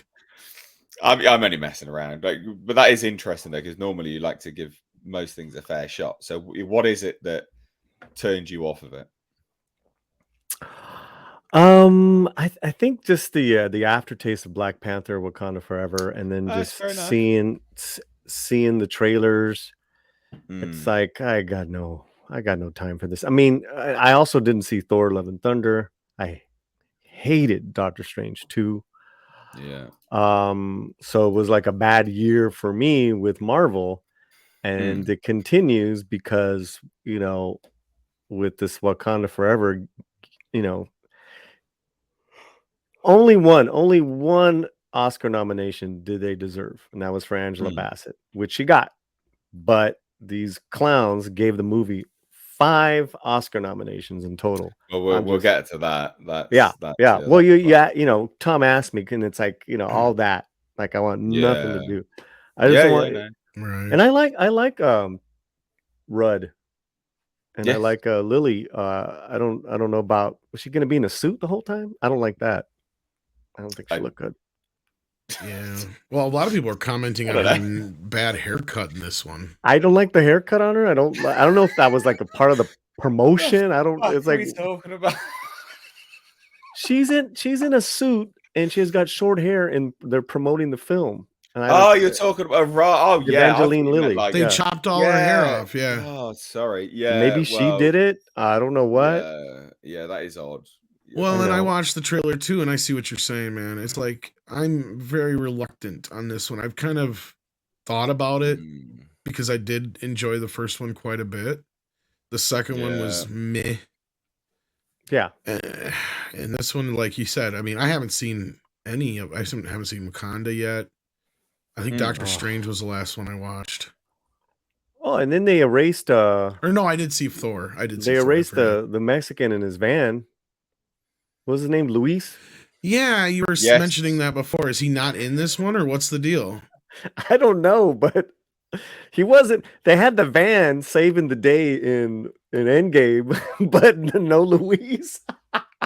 Yeah. Well, his little telling of the stories was like the highlight of those movies. Like, it was the best part of that first movie. It really was. Like his Michael Pena's comedic timing on that was just insane. His little retelling of what happens, that's what I remember from that first movie.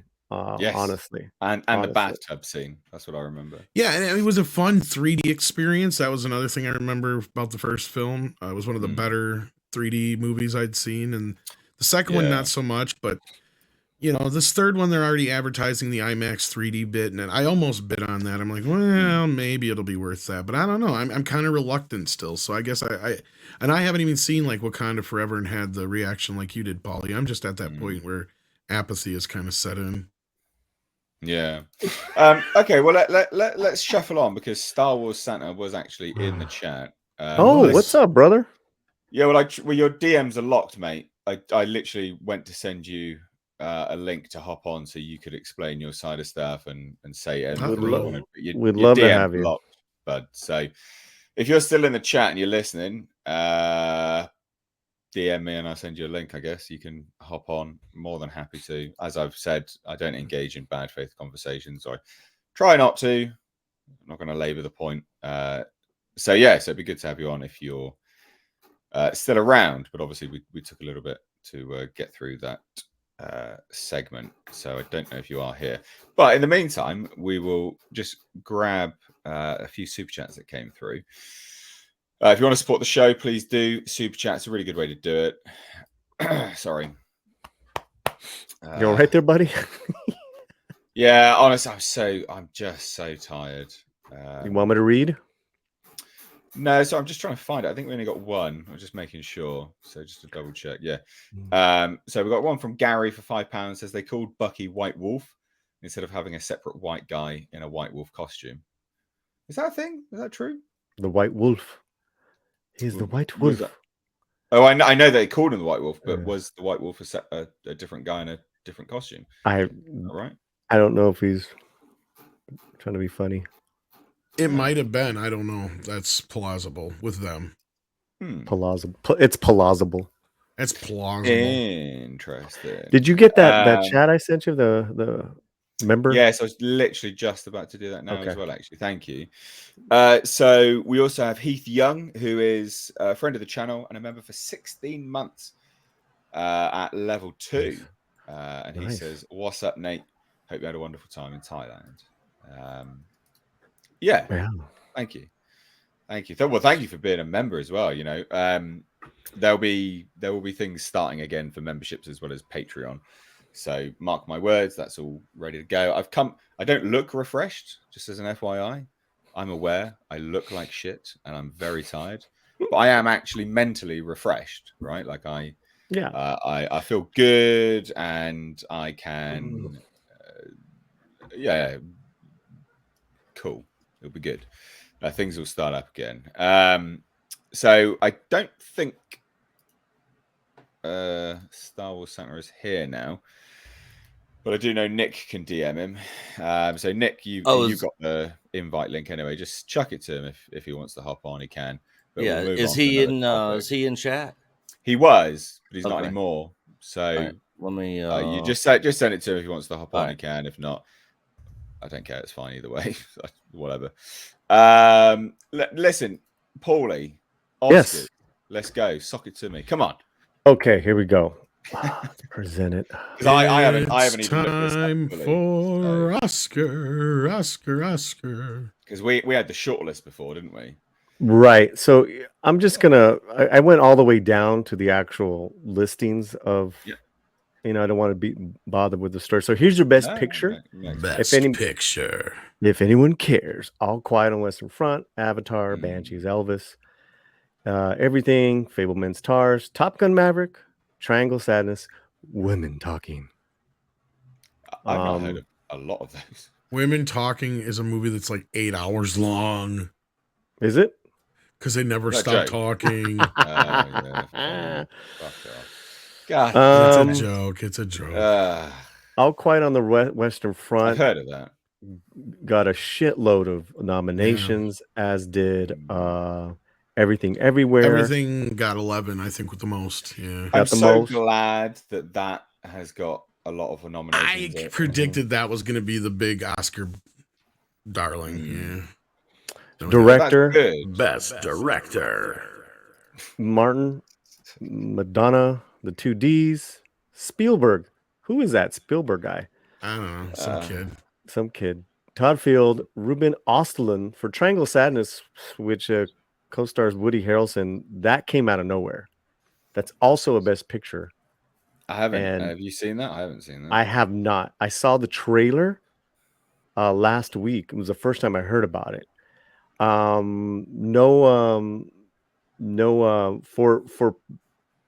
director and picture, there was some talk that RRR would slip in there. It did not.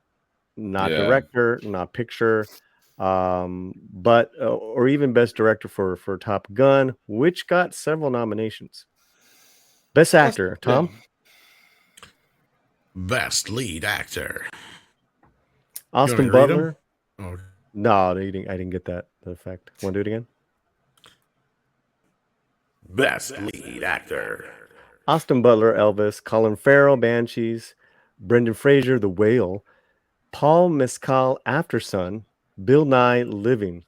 That should be, in my opinion, down from Brendan Fraser or Bill Nye. Those two performances were great. Brendan will probably win, I bet. But my surprise out of that one was Austin Butler. Yeah.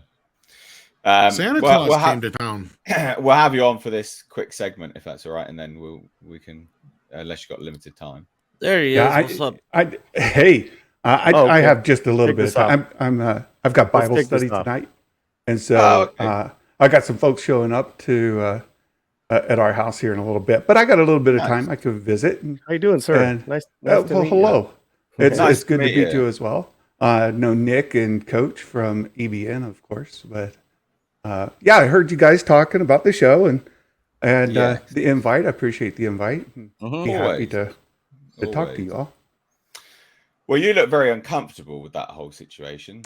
Were you very uncomfortable with that whole situation? Well, let me first say that I am a conservative, defined here in the United States. I'm a Republican, and I've worked for the Republican Party. I've donated to the Republican Party for years, and I'm a member of a Southern Baptist church. I'm as conservative Republican as you can get. And Meg and I are good friends. And so, of course, when she says stuff like, conservatives, this or that, understand too that we're friends, and she knows who I am, and she knows my positions, and she knows that we don't agree fully on the Gina Carano situation, for example. So when we had somebody in the chat kind of provoke, and Meg, how can I ask how the provocation was being done? They were bringing up. First of all, we were talking about something entirely different, and then they started leading us down the path of talking about Lucasfilm Star Wars is failing, views are down, so on and so forth, and we were just kind of lightly talking about that kind of thing. And then they jumped into the whole issue on Gina, and Meg and Jason kind of took that and went with it. Of course, I would prefer not to talk about that at all on my streams, and they know that as well, and we've talked about it. And just for the record, Jason and Meg and I, we've talked quite a bit since Friday. In fact, all day today, all weekend. Meg has apologized for having that on my stream, and she's a dear person, and understand that she's young, and she is lesbian, and she has endured quite a bit of bullying and things in her life, and something set her off, and she let it out. And I don't agree with a lot of what she said. I don't agree with a lot of what Jason said. But we're friends. We talked about it afterwards. We worked through it, and just like if you have dear friends or family members that you don't agree with, who may spout some things off that you don't like, you have to decide how you're going to get through that. You have to decide how you're going to get past it, and what you're going to do with that information. Right? I just had a quick question, Santa. I was just curious if in the conversations that you've had, you might be able to shed some light on this, or you might not know. I don't know. But the question asked was, do you think the firing of Gina, divided the fandom? She didn't even answer that question. She went off on a complete different tangent. No, nothing related to the question itself. And so I was just curious because, like Nate was saying, like I wasn't there for the whole stream. I didn't see everything that guy was saying in the chat, but I didn't see any provocation just in that one question. Oh no, there was a lot leading up to that. Okay. And afterwards he's like, haha, gotcha. I baited you. You took it. Right? Like he was purposely trying to do that. And she took it. Now, I eventually got back to the question, and just for the record, my answer is no, that didn't divide the fandom. The fandom was divided. It may have helped, solidify some positions folks had. It may have helped contribute to that whole situation between the fans who are, say, politically, socially conservative and those who are more progressive, left, whatever. It may have helped shed a light on that more. It may have made that more, clear. But I don't think that in and of itself divided the fandom. It's my own opinion. Yeah, so I guess I'm still at a loss for what was said, which would lead to such what could be quantified as such provocation. Well, I mean, we can all agree or disagree on whether the response was warranted for the provocation, right? Was it equal in? So sorry, just to I think misunderstanding a little bit there. Is more the point that obviously the clip that is circulating doesn't have what has led up to it. So I'm trying to ask what was leading up to it. What was so provocative? Because we don't know. The clip doesn't have any context behind it. It has the chat, nothing. Yeah. So we don't actually know. Right. So if you could tell us, that gives a lot more context to why someone would lose themselves so fantastically in it. Yeah. So we're having my show just in general. We try to talk about Star Wars, the content, and we try not to talk about things outside of the content. So, I always make a joke over like, okay, John parked in Kathleen's parking space, and now she's mad at him because she had to walk extra to get in the building, right? I don't care. I honestly don't care who is mad at who, or who's friendly with who, or who's whatever. I want to look at the content that we have, the actual content we have. And we were having a discussion around that. And then during the stream, in the comments, a guy comes in and says, viewership is down. Mandalorian season 3 is like 80% down, 85% down over Mandalorian season 1. And right off the bat, we're kind of outside talking about the content, right? We're talking about metrics. And then he's saying stuff like, nobody's watching this. Star Wars is dead. Nobody's buying their stuff. Nobody's like, the Google Analytics are down. And he's just constantly, pinging away in the chat about this kind of thing. And of course, Meg and Jason and some of my mods were watching it. And And that's she's watching it. That's the Philip Hawkins guy, right? Yeah. And that started. He was the main and only one doing that. Yeah, right? and so that just started building up, and by watching that and then engaging with it throughout, that's sort of what set it off. And then there was this question that I guess came up. She wound herself up a little bit, then, really. A little bit, yeah. But again, like if you've got a history of being bullied, or you've got some sort of emotional history, and you've been picked on, sometimes the straw is pretty thin, right? And you know, the thing that breaks the camel's back can be pretty small. And look, I go back to saying Meg and Jason are dear friends of mine even now, right? Like there's no division amongst us. We're not angry. There's no irritation there. Ground over the Star Wars thing, basically. Like we do exactly. We see very differently, even on the Gina thing, right? Like I don't like. There's comments that say, well, so and so said the same sort of things. They didn't get the same treatment. So and so said different things but similar, and they didn't get this. But Gina got fired for saying the same things that these other people were saying, but because she's conservative. Look, I generally agree with that, but the thing is, with any company, they can hire or fire anybody they want. I live in a state that's an at-will state, working at will. So you can be fired just because somebody doesn't like the way you walked in the building, right? They can just let you go with no cause, no reason. So I was fired once with no cause. They said, well, we're firing you. I said, why? And they said, well, we're not going to tell you. Get out. Damn, okay? They fired Santa Claus? yeah. And that's messed up. I bet they got coal in their stocking that year. Well, I mentioned, I've also worked for a company that made a thing about social media, that you could not post certain things on social media. You couldn't even like certain things on social media. And if you were following, say, an account that said something, let's say I follow Gina on Twitter, right? And Gina says something, and I like it.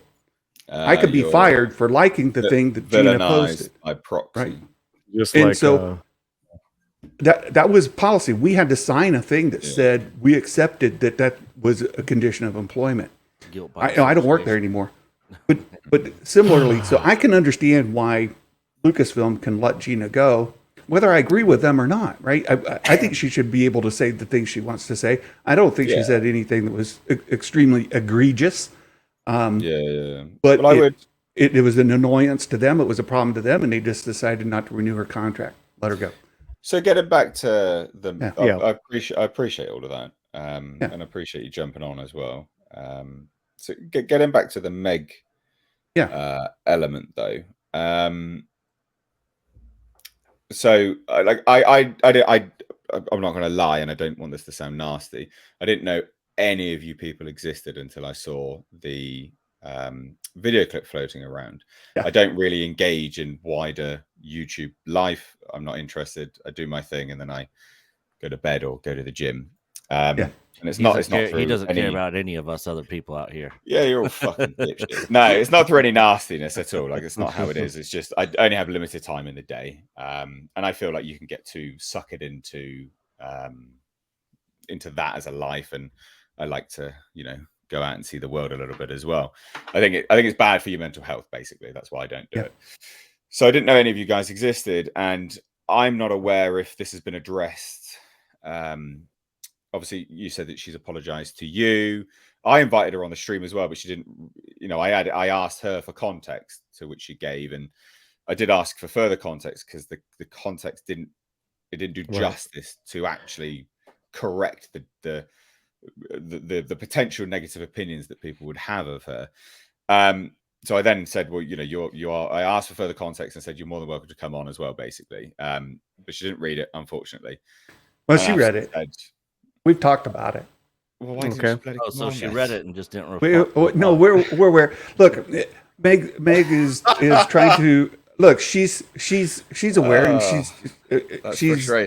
she asked us, and we've got a core of us that talk every day, and she said, "Do you think it's a good idea to go on here And at this time, it doesn't seem like it would be good for her as she's working through this, trying to let the dust settle to go in and I would say it's incredibly bad advice you've given her.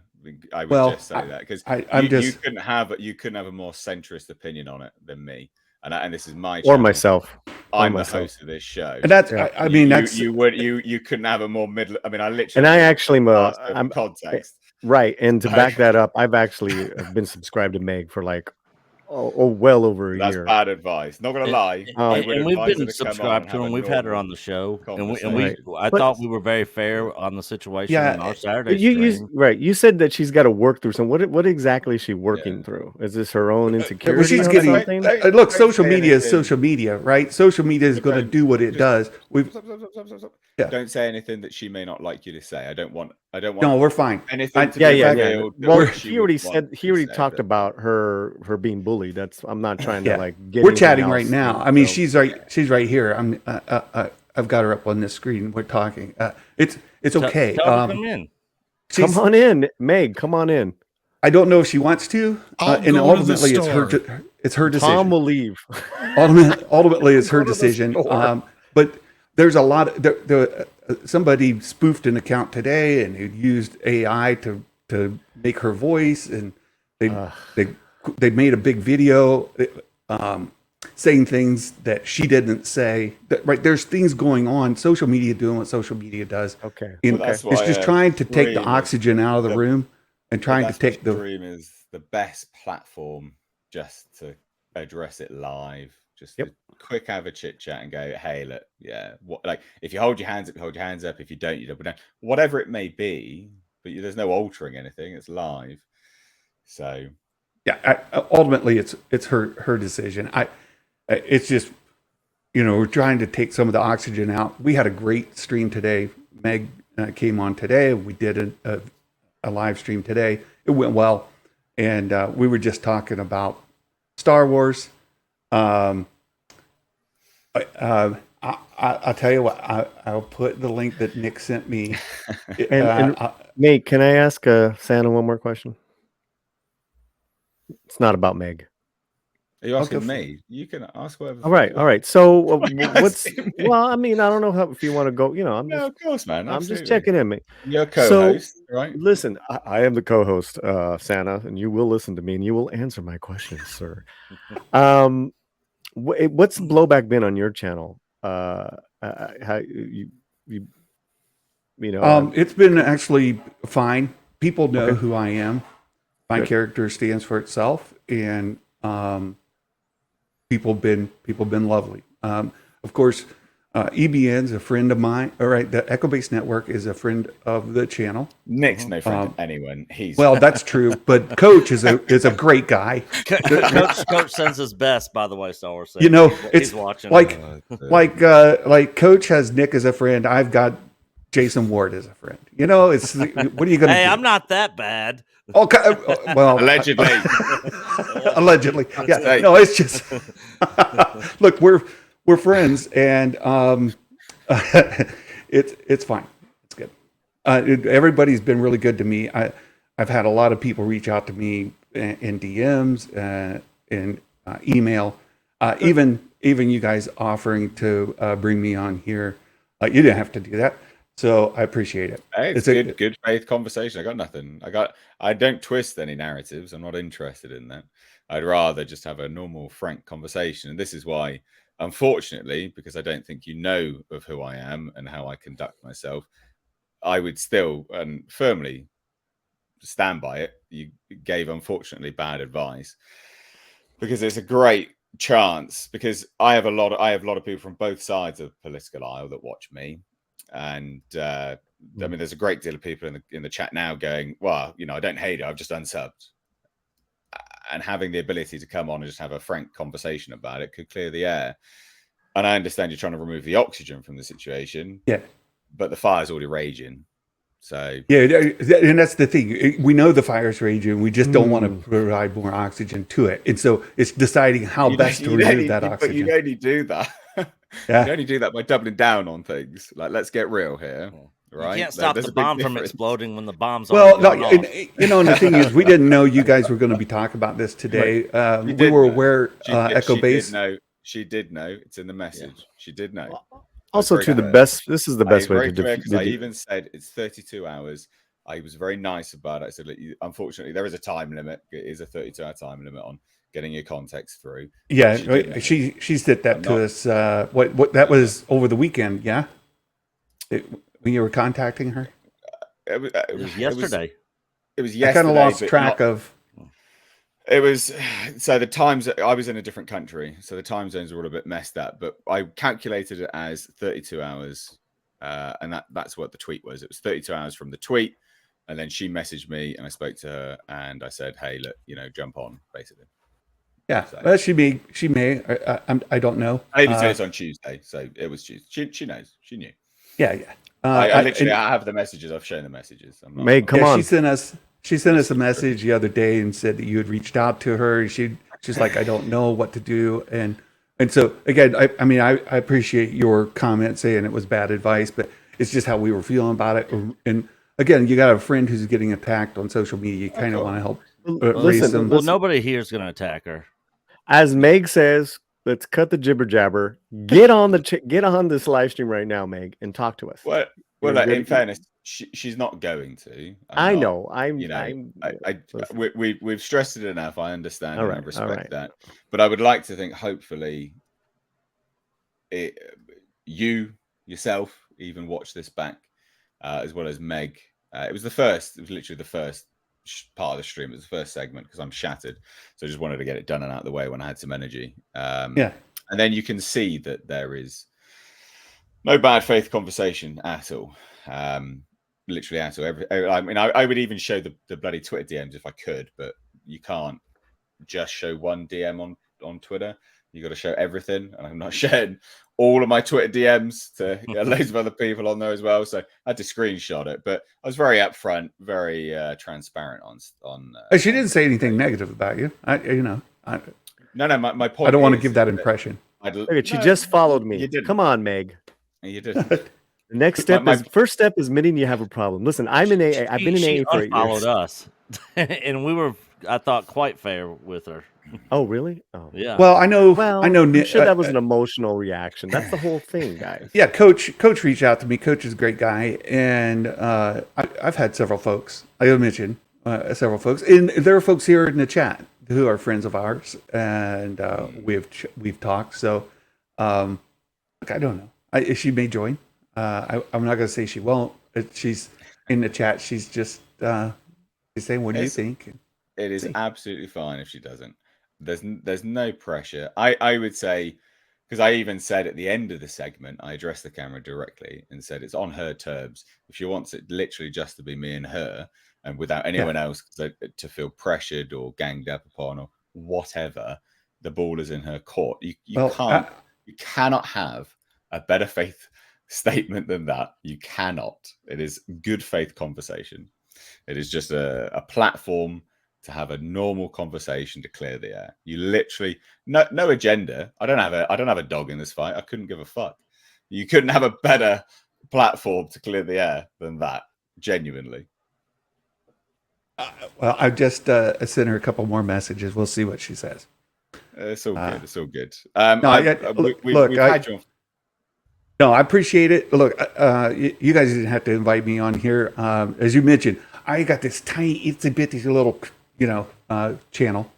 I didn't mention this. I just mentioned I didn't know who you were. I didn't say this. Yeah, I just love Star Wars. I'm a little older, and for me, it started as when I was a kid, and I'm a professional Santa Claus, and I visit kids throughout the season, and I've been in the malls and in the stores and things like that, and that's what I do during the season.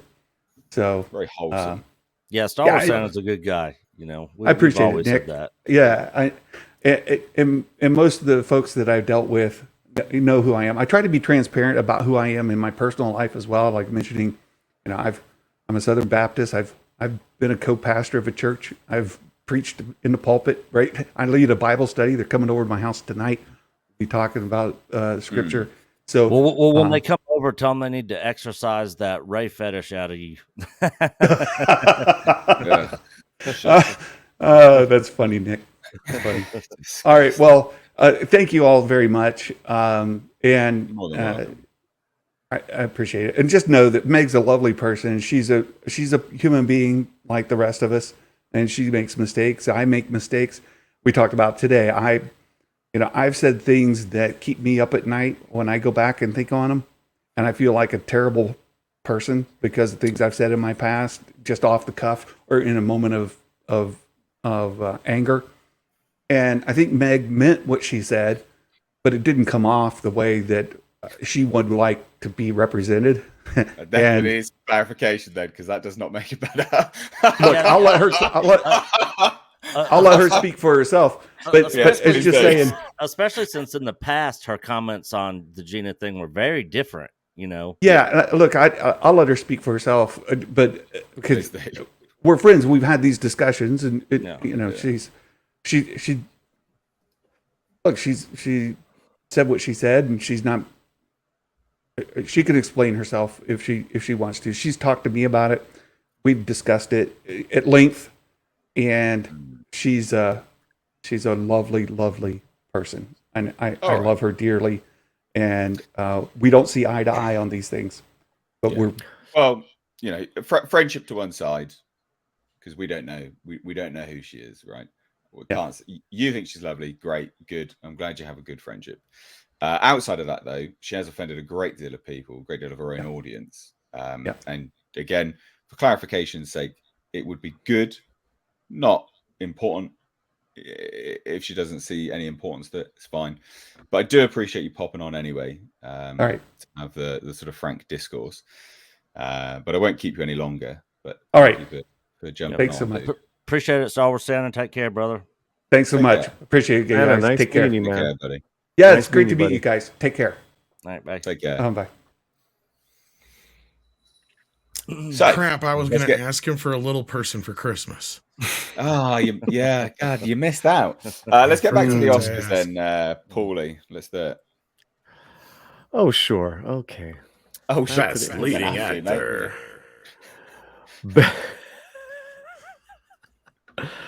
That's where we left off, I believe. Yeah, you guys are right, and you guys made your choices. Here, the big surprise is obviously the Irish actor Paul Mescal for After Sun. Bill Nye was absolutely amazing in that film. I just saw it the other night. Living, fantastic work. Bill Nye, the science guy. No. Bill Nye, he is. I think. Bill Nye. So this is, but it seems that the front runners are Austin Butler and Brendan Fraser as far as momentum right now. Brendan Fraser. Me too. Should get that. I haven't seen The Whale, but I thought Austin Butler killed it in Elvis, and I'm not even an Elvis fan. He was great. I haven't seen The Whale, but he just seems like a shoo-in just because that's my prediction. But I was surprised by Austin. All right, coming up next. The Jennifer Lawrence Award. Okay, there's a lot of controversy going on right now here in Best Lead Actress. Let's just name them off. Kate Blanchett, Ana de Armas, Andrea Riseborough, Michelle Williams, Michelle Yeoh. The front runners here, as far as, the buzz talk is obviously Michelle Yeoh and Kate Blanchett. People are up in arms because Ana de Armas has been nominated in what people, a very divisive film, and there's no Viola Davis for Woman King or Detweiler for Till. The actress in Till, according to Chris Gore, is one of the best female performances of the year. Her name is Danielle Detweiler in Till. No nomination for her. And the up in arms part is that Andrea Riseborough in the film To Leslie, if you haven't heard about it, it's okay. No one had. It played literally in one theater. Her best friends are Blanchett, Gwyneth Paltrow. It was a total let me make some calls and try to get a nomination. And look, that happened. So that's that for best lead actress. Next. Oh, did you guys have anything to say? Michelle Yeoh, to be honest. Yeah. Yeah, I think, like I said, I think Everything Everywhere All at Once is going to sweep a lot of these, and I predicted that a while back because it just has all the hallmarks of a Oscar bait kind of film. That it's also something we haven't really seen before. I wouldn't say it's an Oscar bait film, though. That's the thing. There's elements. I saw him buried in it, Nate, and this is just coming from somebody who's been an Oscar freak for years. Like I knew that had the hallmarks they needed. Yeah, and here's, I guess so, here's the thing with Everything Everywhere. Was it a $15 million budget, Tom? That's the other thing. It's like an indie darling kind of thing. Exactly. I think it was a little bit more than that, but not much more than that. Yeah. Not much more, and that money was raised by the Russo brothers. This is their executive production. Like, this is the route the Russos have left Marvel, and this is the best multiverse movie of the year. That was so snide. Do you like that? Hello. Okay. Best supporting. Oh, yeah, I know. I got to get one in there. And Tom? Best supporting actor. Brandon Gleeson and Barry Keoghan. Sorry, the Banshees. Barry Keoghan. Sorry, yeah.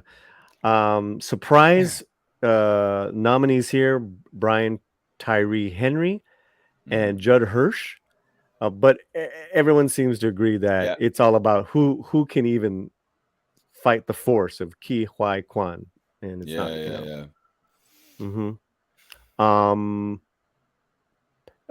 some people were thinking for best actor and supporting actor, maybe Brad Pitt would get in there, or for Babylon. He was fantastic in Babylon, best supporting actor. And and Adam Driver for I forgot the top name of that movie. Sorry, guys. Okay. Good. Next.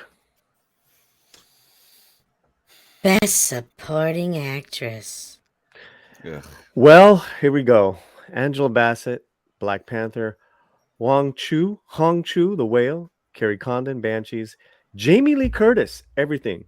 In her first Oscar nomination, believe it or not. First one in her entire career. Yep. Wow. And this is also a big one. Both of these ladies were amazing in this film, but in my opinion, that doesn't matter because they're going to give it to Angela Bassett. I think you're right, Paulie. Although I think this is going to be the closest race, really, because it could go either way. I think it is on. I don't think. Yeah, okay, I think it's kind of a three-way tie there. Yeah. Well, I think it's a given that they'll do Angela Bassett. If she doesn't get it, say that again. I'm sorry. I said I talked. Sorry, I think it's a given that they'll give it to Angela Bassett, but I don't necessarily think that they should.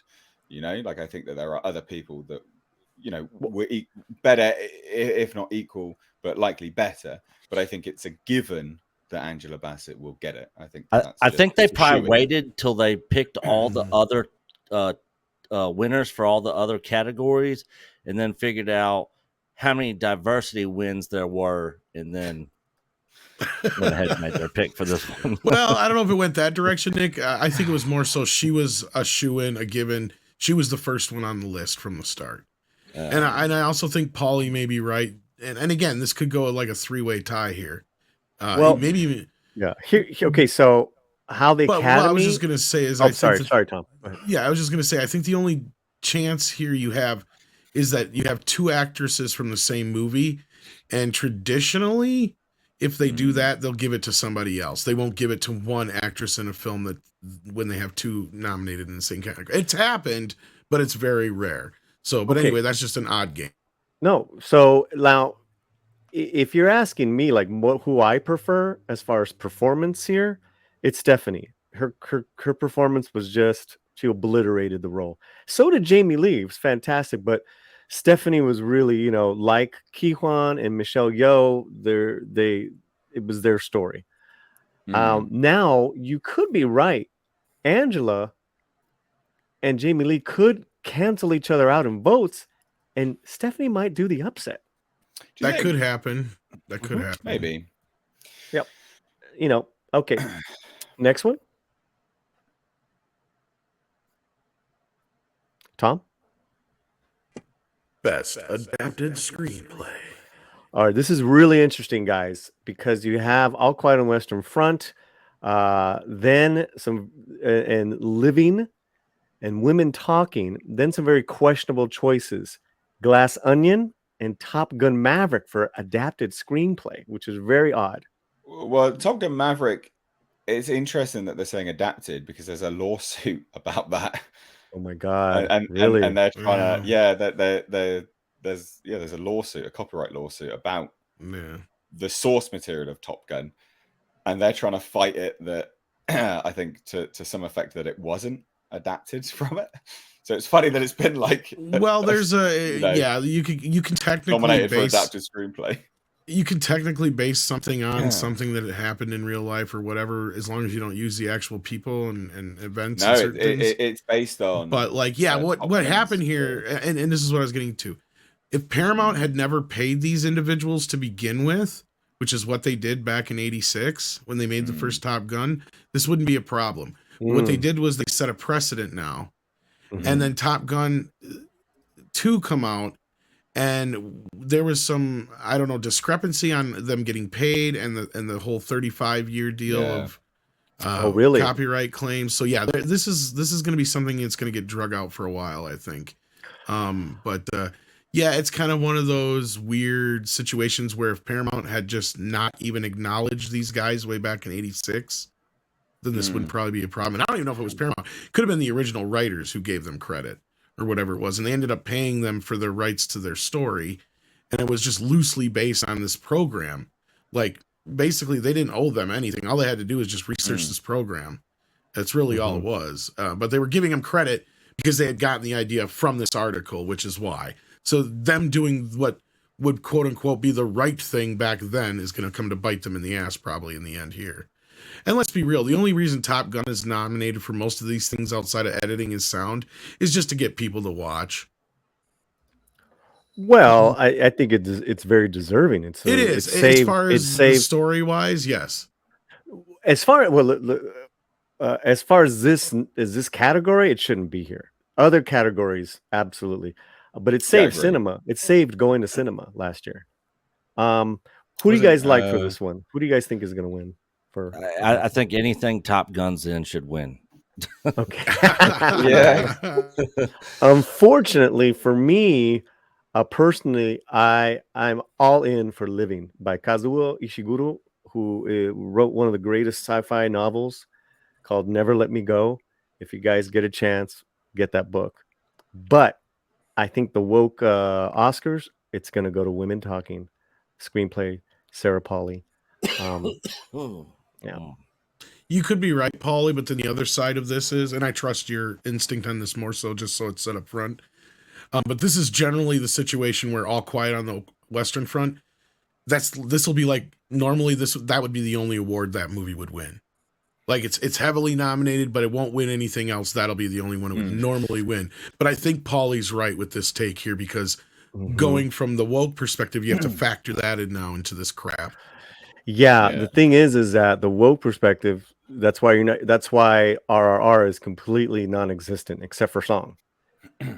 All Quiet on the Western Front is a adapted screenplay from the original novel, but also too it was a movie before, right? An old black and white.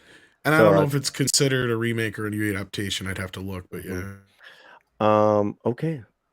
Best original screenplay. Banshees, Everything, Fableman, Tar, Triangle of Sadness. Everything is gonna get it. Okay. Cinematography. All Quiet, Bardo, Elvis, Empire of Light, Tar. I'm surprised that Everett isn't on cinematography. Me too.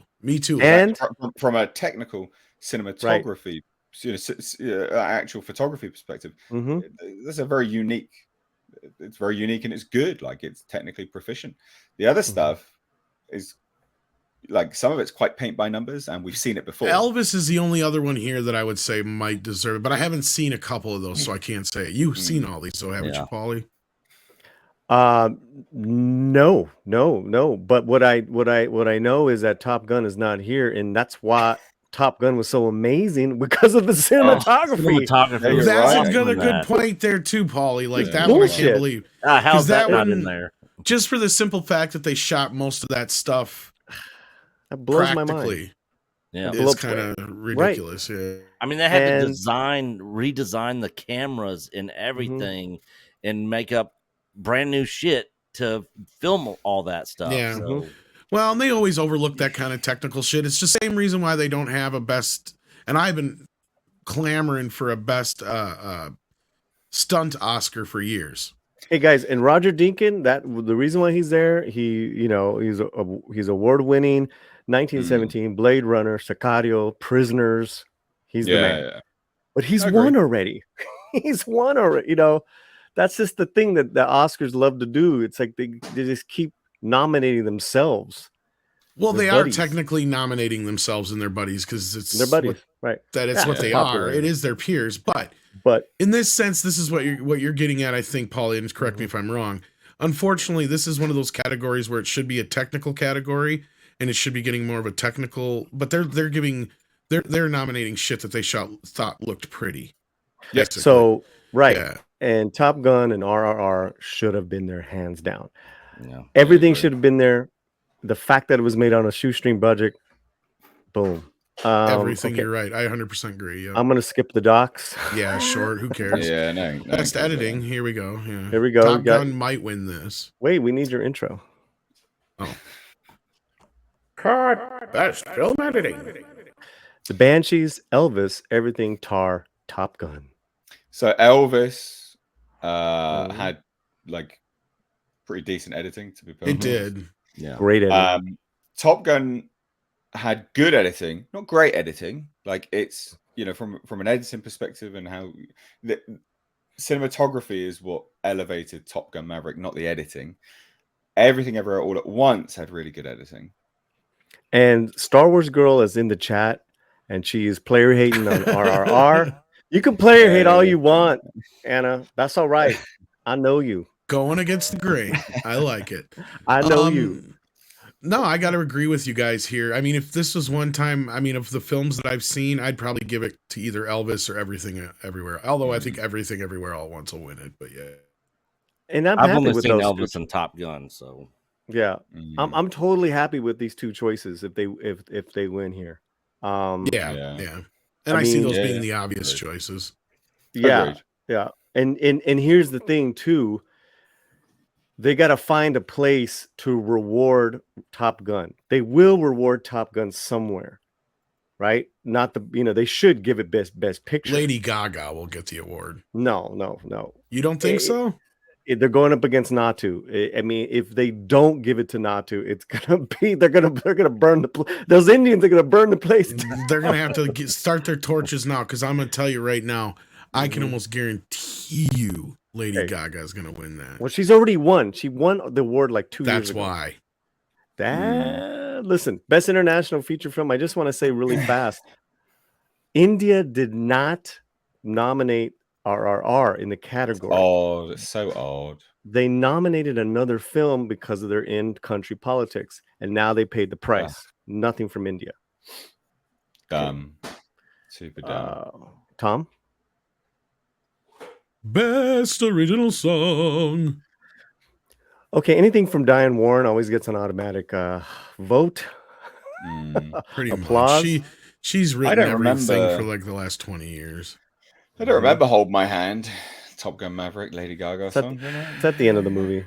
It is. It is actually. It's in the film proper too, I believe. Wow. The scoring of it. And I was going to say it actually affected the music that in the film to where I think that's kind of the. And I know you guys love RRR, and this is the one time it got a bone thrown to it, but I have a feeling just in my gut, Lady Gaga is going to walk away with this one. Just because of how much synergy there was between it all, and yeah. Well, that Lift Me Up. Lift Me Up is terrible. Rihanna's song. Terrible. From Wakanda. Awful.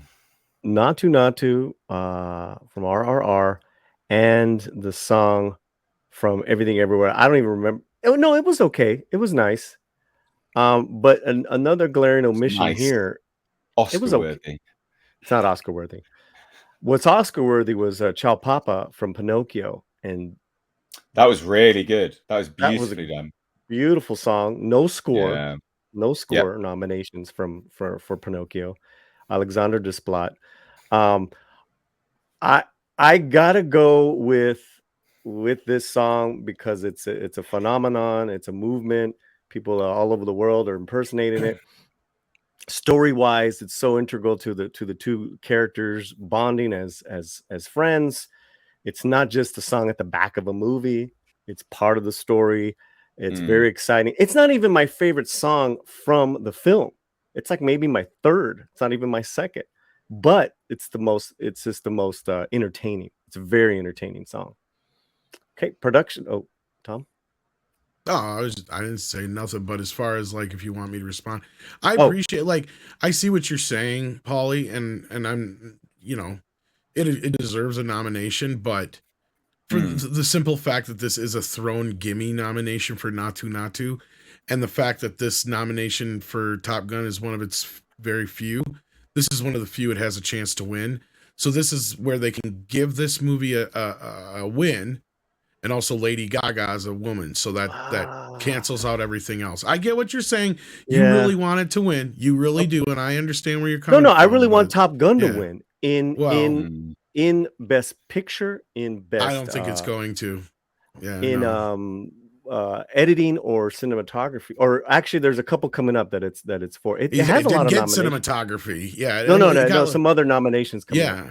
But I'm saying that's one of the gimme ones that the Oscars will give Top Gun right there. I bet. If I was going to put some money on it.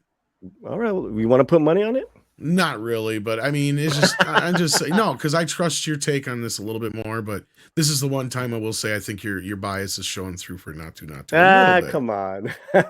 All right. Let's go to the next one. Tom? Oh, I'm so sorry. Best production design. All Quiet on Western Front, Avatar, Babylon, Elvis, Fabelmans. So Avatar shouldn't get it. Production design. Like I feel like production design, we're stepping away too much from physical sets when we're awarding something like that to Avatar. Like I get it, the production design is good, but when I look at when I look at Avatar, I don't think, oh, this is great, like set design, production design. I think it's good visual effects. Computer. Yeah, I separate it. So it being nominated for best visual effects, I agree with. Production design, no, I disagree. Elvis, definitely. I'm surprised Everything Everywhere All at Once wasn't on there, quite frankly. I mean, it wasn't a lot of sets. No, but what they did with them, and sure. That's what I mean. Like you got to think like how it was utilized. What they did, how it was utilized in conjunction with everything else, made it a standout. But compared to these other ones, except for Avatar, because I'm with you, these other ones are for me are superior. And Babylon is an incredible looking film. It's got loads going on there. Yeah, and I agree with Elvis. Elvis is an incredibly looking film. Yeah. Best visual. We're just run through this. Best visual effects: All Quiet, Avatar, The Batman, Black Panther, Top Gun. No, Black Panther: Wakanda Forever's visual effects were terrible by comparison. Top Gun Maverick's visual effects are superb because it's indistinguishable to see the jets which were being piloted by them versus the ones which weren't, and the maneuvers which were CGI rendering or whatever. That was great. That was brilliant. Like that's really good visual effects. Avatar, I understand why it was nominated, but is it the best visual effects of the year? Some of it does look really off, so I'm not going to say it's the best. Fellas? Okay. For which one? Any of them. Any of these visual effects. Sorry, I got distracted with a text because I got my show coming up here shortly. This always happens around this time, you know that. Of course, Avatar's going to win this one. Really? Yeah. There's no doubt. I think it's going to go to this one. As far as I don't want it to, but anyways, all right. Animated feature film: Pinocchio, Marcel, Puss in Boots, Sea Beast, Turning Red. That's Tom's favorite animated. It is. No, I think I haven't seen Pinocchio yet, but just on pure seeing the trailer, I think it already deserves it just from just the Pinocchio was absolutely superb, and I wouldn't even. I mean, it says animated, like. I mean, a lot of that was like stop motion. Like that was just. That was sick. I'm surprised it says animated, right? Like that. A lot of that. Stop motion is considered animation. At least here it is. Is it? Yeah. Wow. Yeah. Oh, okay. Well, whatever. That hands down deserves to win it. That was absolutely incredible. Like Puss in Boots is fine. It's got a shade on the skill set involved in. I'm kind of surprised it got nominated, to be honest with you. Well, all of those, I'm surprised. Turning Red. Well, they always give Disney one. Disney. This category exists because of Pixar. Mm-hmm. Yeah, it should exist because of like Aardman and things like that more than anything. You're talking about stop motion, claymation, and that. Okay, best costume design: Babylon, Black Panther, Elvis, everything. Mrs. Harris Goes to Paris. Well, this is be Mrs. Harris, isn't it? This is a complete joke right there. Yeah, that Black Panther should not. Costume design? Give over. Well, she won it a few years ago for this. Some nonsense Pan-African blend of crap. Yeah, sure, whatever. And Mesoamerican, don't forget. Yeah. Well, exactly. Yeah. Like, no, it should not. It doesn't deserve that at all. Everything Everywhere All at Once had good costumes. Elvis probably more so, and Babylon. Babylon. This one is where they might just give it to Black Panther. What? They shouldn't.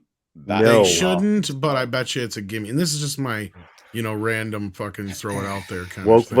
Woke vote. Kind of woke vote, yeah. Elvis probably deserves it the most, though. I haven't seen Babylon yet, though, so I can't speak to that. And I know that has a lot of fancy stuff, and you've seen that, so you might be right on that, Paul. Well, they got to award it somewhere. Well, and it's a movie that's basically sucking its own, with Hollywood and all. So, you're right. Okay. Best makeup and hair: All Quiet, The Batman, Black Panther, Elvis, The Whale. So The Whale did great. The Whale will get it probably. That was incredible. Really, really good. I don't see why. Scroll back up. I don't see why the Batman's on there for makeup. Because of Colin Farrell. Yeah. In fairness, that was fantastic. It was better than Black Panther. I couldn't even tell it was him. Like, not even kind of. And this is the one where people couldn't understand why Everything Everywhere All at Once wasn't nominated. Because believe it or not, there's a lot of stuff in that movie that was practical effects. Yeah, I'm so happy you saw it, man. I didn't like the third act, but I did like it overall. I mean, I had issues with it, but yeah. But you're right. Black Panther shouldn't be on there. But like the hot dog hands alone, like that kind of shit right there. Right. Makeup is like deserving of a nomination. I mean, we're not talking about All Quiet, just so you know, it's nominated. I haven't seen it, and it's like you said, it's a readaptation / remake. So once in a while, it's amazing. Yeah, I've heard great things about it, but best original score: All Quiet, Babylon, Banshees, Everything, Fabelmans. This is up in the air completely. This might be the gimme. Right okay. I was gonna say this might be the gimme for All Quiet, but I know. I think it'd be the gimme for score for Babylon of all the things. Right. And it won the Golden Globe, and Pinocchio is not nominated for this. Then John Williams, though, he's been nominated more than anybody, and he's won more. Oh God! Has he won in this century or in this decade? Though I don't know if he's won in this decade yet. This is going to be one of his nearly last chances. That's the other thing you got to take into consideration. They may give him one just because they know, he's not going to have a lot of chances left. Yeah. Well, best sound's an interesting one here, isn't it? Like, so Best I'm looking sound, at All it now. Quiet, Avatar, The Batman, Elvis, Top Gun. My votes would be for Elvis or Top Gun, but yeah. Avatar should not get it. The sound design was nowhere near as good as it should have been for something which is utilizing IMAX predominantly. That was one of its massive detractors. Top Gun Maverick had very good sound design, and it utilized the sort of IMAX surround sound element to great effect. Yeah, it utilized it so very well, and that's where Avatar really let itself down. These are all great films except for Avatar and best sound. I have to say that even the Batman had great sound. Yeah. Like when the Batmobile started up, fucking that was great. The sound good, that just brilliant. Elvis was amazing. Elvis was so creative. Mm-hmm. God, it was so creative. The real letdown there on that list is Avatar. That's a terrible wonderful sound. You could even go as far as to say something like The Whale could have been on best sound. I didn't see it. I mean, well, there you have it, guys. Batman was one of those two that, I mean, if I was going to give it anything, it might be the sound, but it doesn't deserve anything. No, no, it shouldn't be there. Because that Batmobile scene was pretty cool with the sound wise, but Top Gun has it beat sound. Like if that's the one place that Top Gun does win, it's going to be in the sound department. Yeah. Do you with guys the way think that those planes and everything? Yeah. Do you guys think that the Oscars will break the record of worst ratings ever in Oscar history again this year? I don't think so, Nick. I think they're going to have a bump this year, and it's simply because nothing else came out, so people have actually seen a lot of these movies. Okay. It seems like every year Oscars comes out, it's like nobody cares, nobody's watching. Worst Jimmy ratings Kimmel is ever. the host, so I think that just the fact that people have seen most of these movies, that'll bring more eyeballs than they have the last few years anyway. What do you think, Paulie? Really fast about John Williams. He hasn't won since Schindler's List. Oh, really? Wow. So he needs one. Wow, so yeah, he might be a. That's what I was getting. I was getting that gut instinct for that. I'm like, yeah, it's about time he probably wins another one. And he's probably going to win because he's been nominated dozens of times since then. He's got more nominations than anybody in history. Look at these movies he's been nominated for. You got the sequels, The Book Thief, Lincoln, War Horse, Munich, Harry Plopper, Catch Me If You Can, Saving Private Ryan, Nixon. Wow. Going back all the way to 94, he has not won. He's been nominated. They're probably going to give it to him because Josh Hurwitz, as much as I love him, he's very young. So that's what I mean. It's getting to that point where how many more chances is he going to have? And he's been snubbed. I didn't realize he's been snubbed that long. Yeah. Ollie. Yep. That's why I said this decade instead of century. I was right in the first place. This century shit. No, you're right. And here, and here's the thing. That'll probably be the one that they give the Fableman. They can't give it to Spielberg or Best Picture. They just cannot. No, I don't see that one getting Best Picture, even though it's Spielberg's probably most personal film he's ever done. But yeah, I haven't seen it. I'm sorry to say. I've heard mixed emotions, and it's on POV, and I've been tempted, but I'm just like, I tried to go the other night. Got to be in the right mood, I guess. I tried to make it the other night, but I ended up seeing Playing with Gerard Butler, and that kicked ass. For those who don't know, real quick, The Fablemans is loosely based on his life. But what was one you said you just saw, Paulie? Playing with Gerard Butler. Oh yeah, I've heard some pretty good shit about that. It's loosely based on kicking ass. It's such a stupid fun movie. Plane's great. Yeah. I got a screener for that. It was so good. Loved Maybe it was you that I heard that said it was good, Nate. I don't remember now. Yeah, so they emailed me the day I landed or something like that, going, "Oh, you can come to the London screening." I'm like, "Oh, god damn it. Like, I'm in a different country. I'm traveling back that day. Like, can you just send me it electronically?" And normally they don't. Like, it's normally a rigmarole to get an electronic screener. In the UK, they just don't like doing it. It's so bizarre. Studios treat people in the UK very much differently. But yeah, I managed to get that sorted. And it's just good dumb fun, you know. It's a throwback feel good action film. Like it's just good, dumb fun. Mike Coulter's great in it. He's awesome, dude. Very, he's a beast. Yeah, he's a bit of a tank, isn't he? He's huge, man, and he's really good. I mean, he basically does all the killing. Yeah, it does. Well, the killings are brutal in that as well. It's R, guys, isn't it? It's rated R. Yeah. It's a good film, and the visual effects are really good of the plane coming over and stuff. Like the visual effects are really quite decent. It's just one of those. It's a throwback film. It was almost like it was made in the 90s. Yeah, throwback action film. You know, just works. A lot of fun. Yeah. So yeah, I saw that instead of Fablemans. I'm glad you both enjoyed it. So anyway, you need to disappear now, Tom, don't you, buddy? Sadly, I do need to go soon. I don't know if there was any more topics you guys had to cover, but well, yeah, 5 more minutes or so I can throw my 10 cents in. Well, I mean, I don't think you know anything about it. It was the we're going to talk about Tron Ares and then Friday the 13th, but well, sadly, I would love to talk a little bit about the Friday the 13th because I did not hear about this, but I'm not surprised. Because we already know that there is a Friday the 13th project in the works for Paramount Television, I believe, isn't it? Yeah. So, with this would be the one with Brian Fuller and Frank. The other guy, I think it's Frank Miller, not Frank Miller. What's his name? Victor Miller.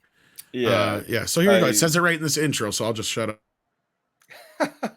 Shut up, Tom. So recently learned that Peacock gave a straight to series order to Friday. Or Peacock did, so it'd be NBC. Okay. Crystal Lake with Brian Fuller and Victor Miller on board as writers and executive producers. But we're going to be getting the big screen as well, which is interesting.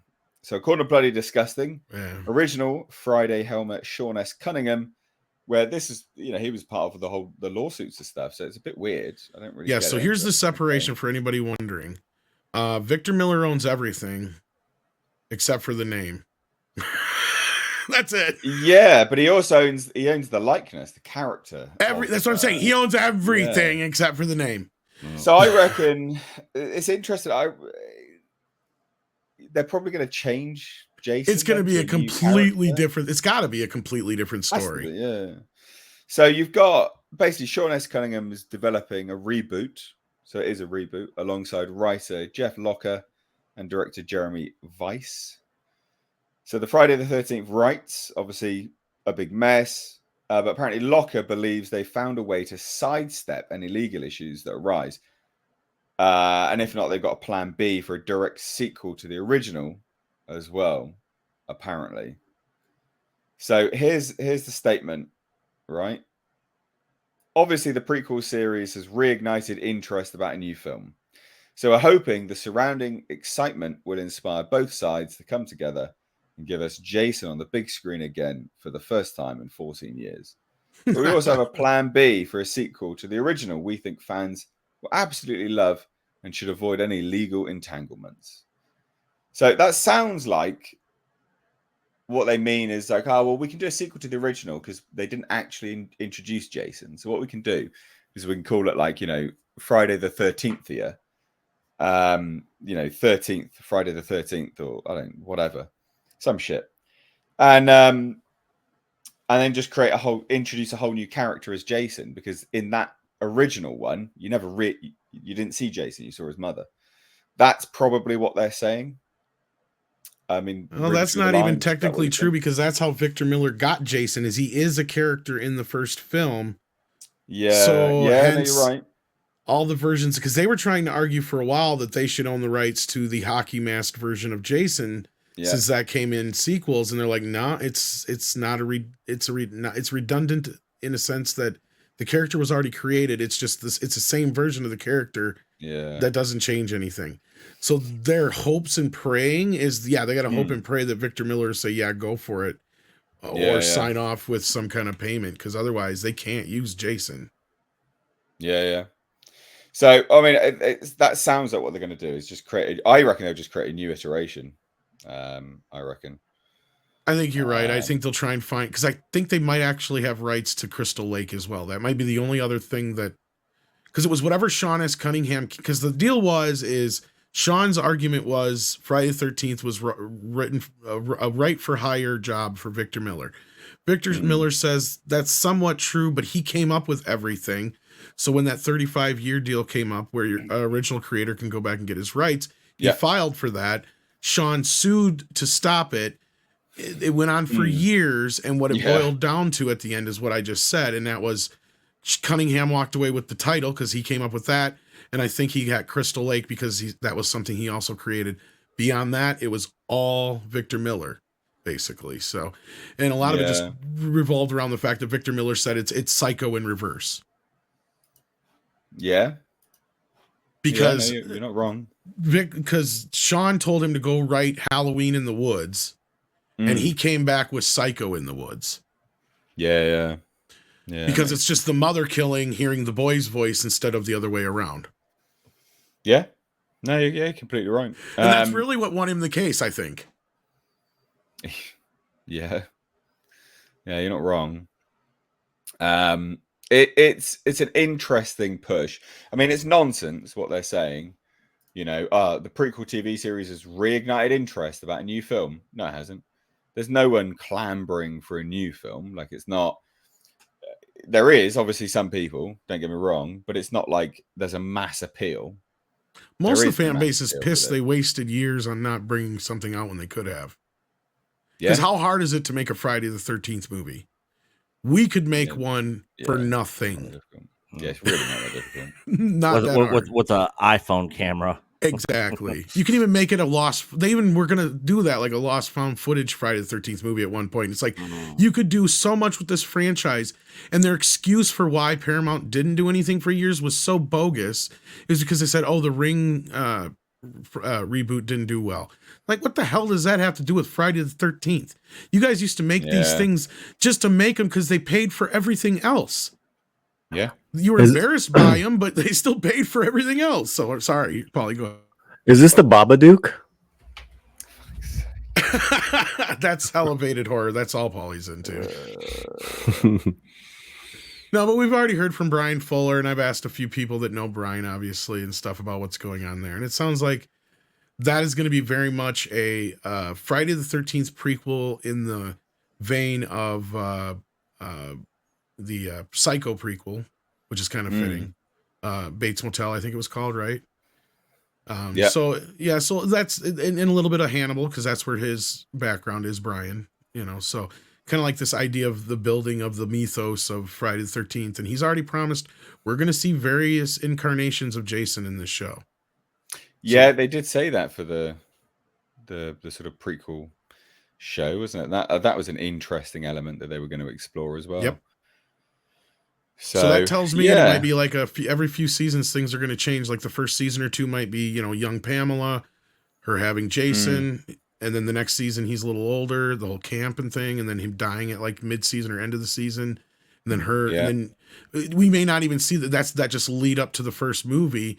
And then I've heard several rumors that this show might then pick up in between the movies. So there's kind of this weird tying to the originals franchise at the same time. That's at least rumor I've heard, let's say. Yeah, it's I just get that because there was like supposedly going to be a jump into the future in between certain seasons, and we will see Jason in full form. Yeah, supposedly, like they did specifically specify the hockey mask will be there and everything like that, because that sort of threw into question whether they had that character, but they did. So that was all but confirmed. I mean, look, it's interesting.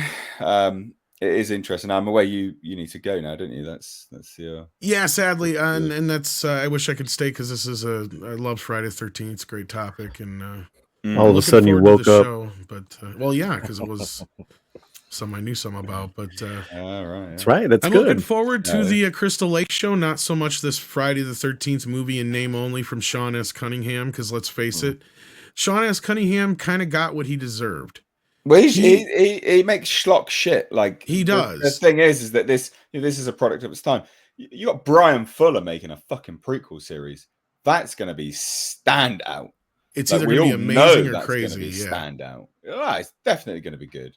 Yeah, and Sean, though, here's why I say this. This motherfucker told Adam, the guy who directed Jason Goes to Hell, I don't care what you do, just get that fucking hockey mask out of the movie. In fact, get Jason out of the movie, because he hated Jason. Because he never had anything to do with Jason.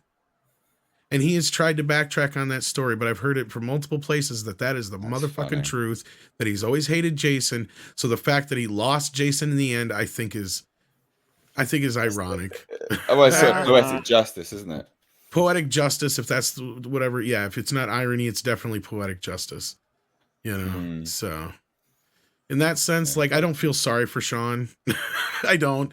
I mean, he may be a great guy. He's made some fun movies that I like.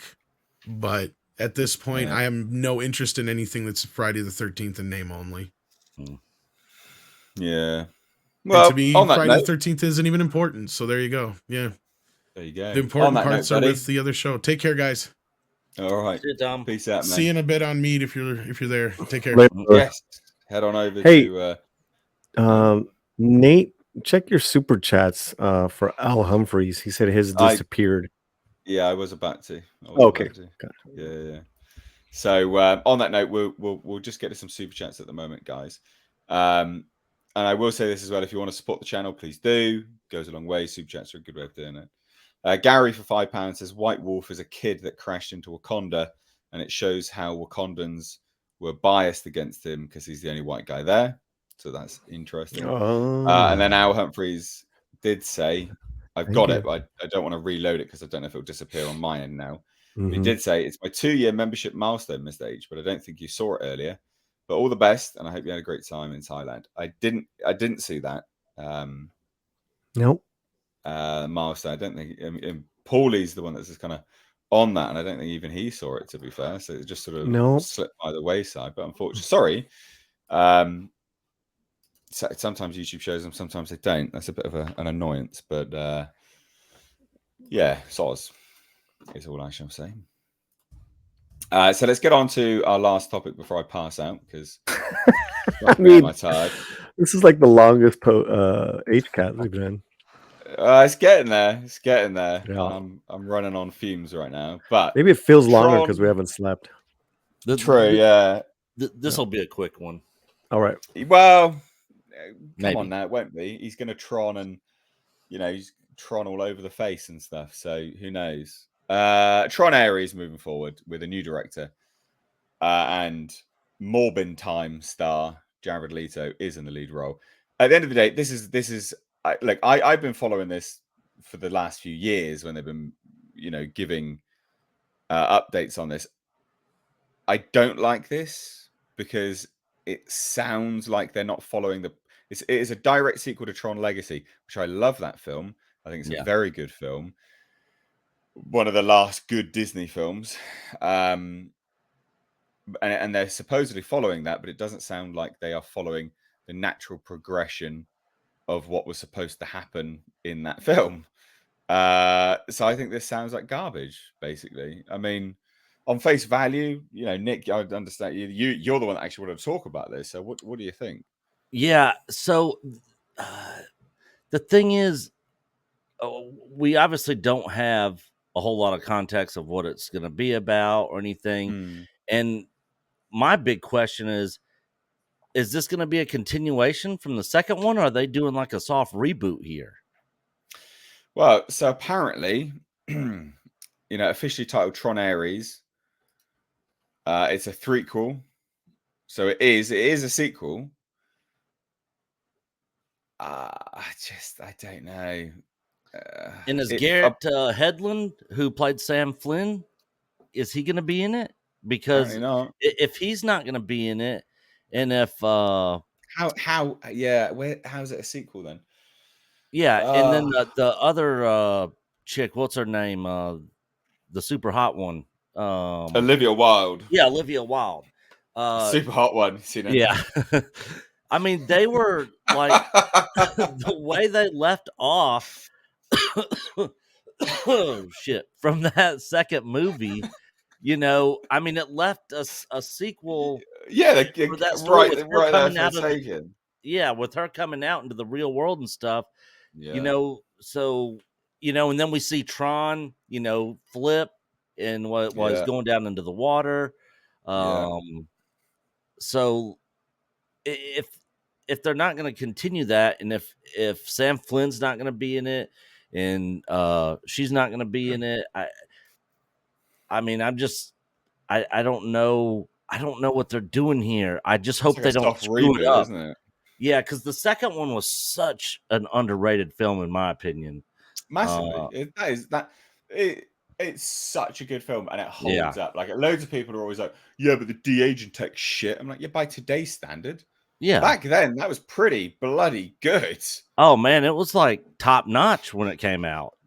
Yeah, like it holds up in every other way. It holds up. Like, I could literally watch that movie tonight and enjoy it from start to finish right now. Yeah, it is such a good film. It is such a good film. Very underrated.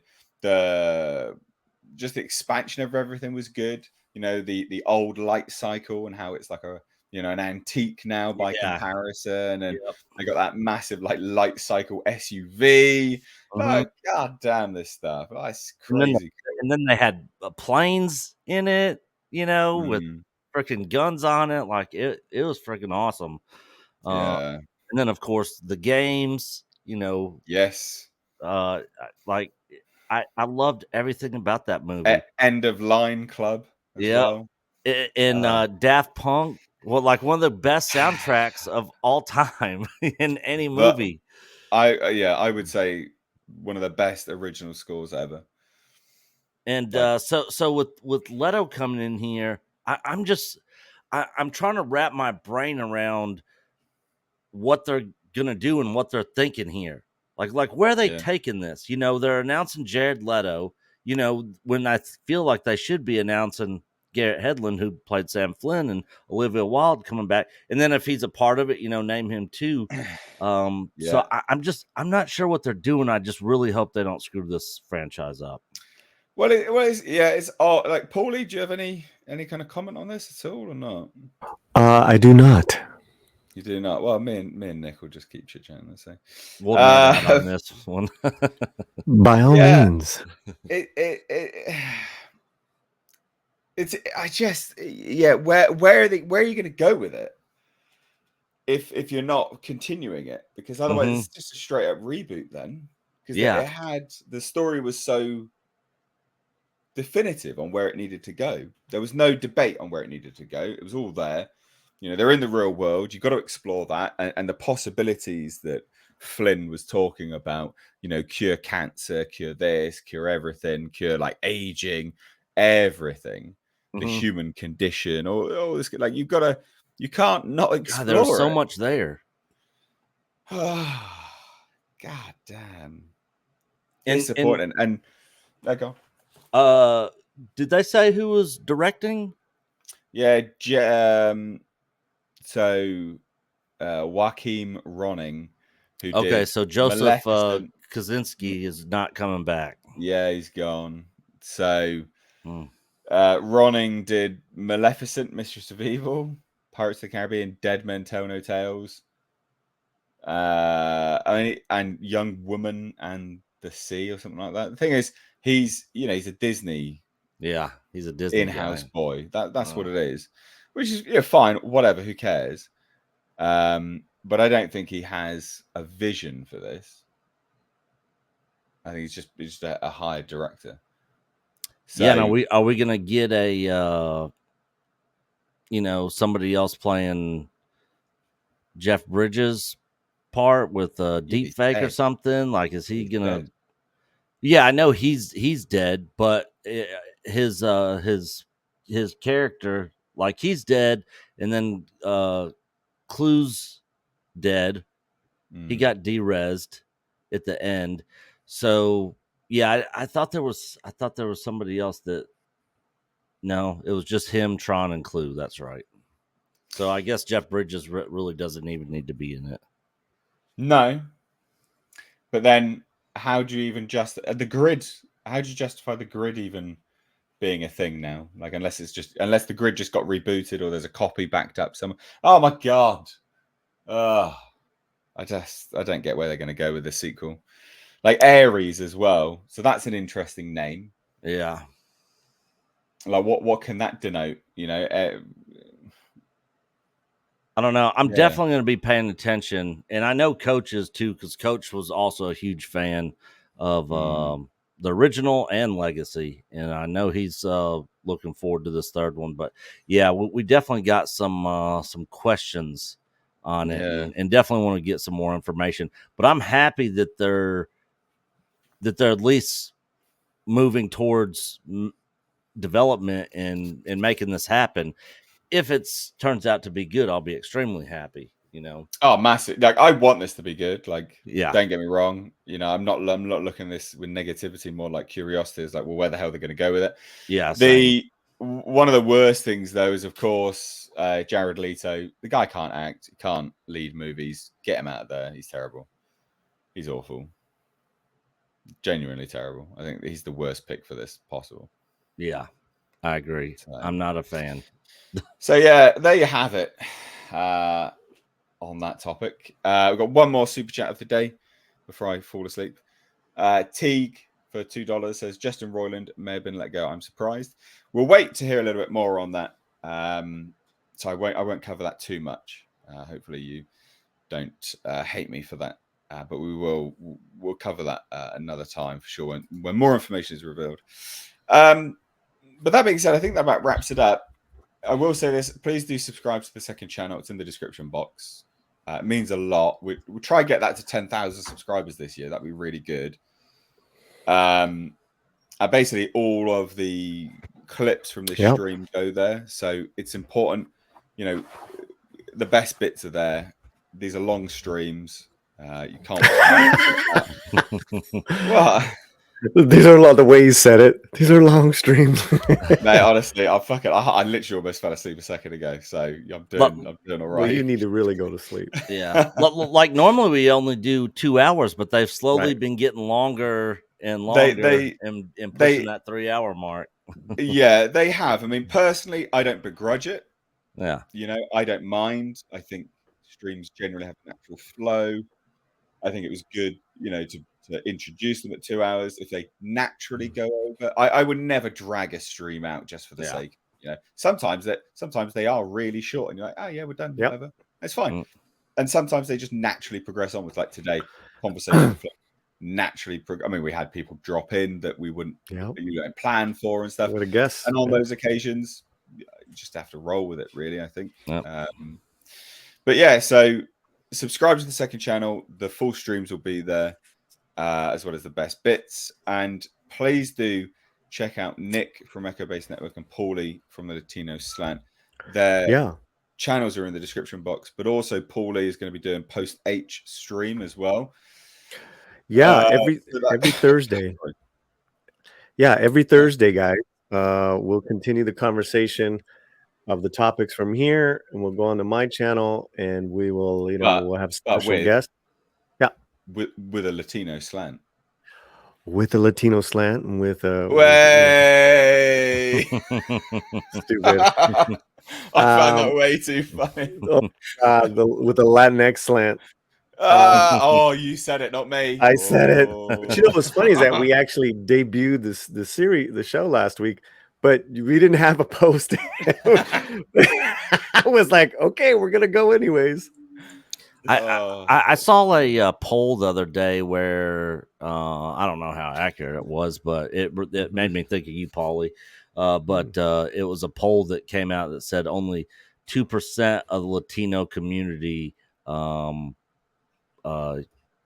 like are on the side of the Latinx thing. Like only 2%. Most of them fucking hate it. Like it's a derogatory, it's a belittling term, dehumanizing, basically. I would imagine. Yeah, it's like maybe between 2 and 5% at the most that people even use it, but it's like 40% are like offended by it, and a super major majority just don't like you don't use it. And the thing is that we don't agree on a lot of things, so it's like we agree. When I say we, I mean like Latino people. It's like this is what we agree on. Screw that. It's a good thing to have universal disdain for, that's for sure. Yeah. That is for sure. Right. Well, anyway, guys, like I said, subscribe to people's channels. It's all down in the description box. Thursday, there's the post-H stream. So check that out as well. We'll be streaming again on Thursday. So that's all good to go. It's all back up and running as normal now. So that's good. Hopefully you guys will stick around. And I will have much more energy next stream. I can assure you of that. 3 hours sleep after being awake for 24 is pretty brutal. Not going to lie. Yeah.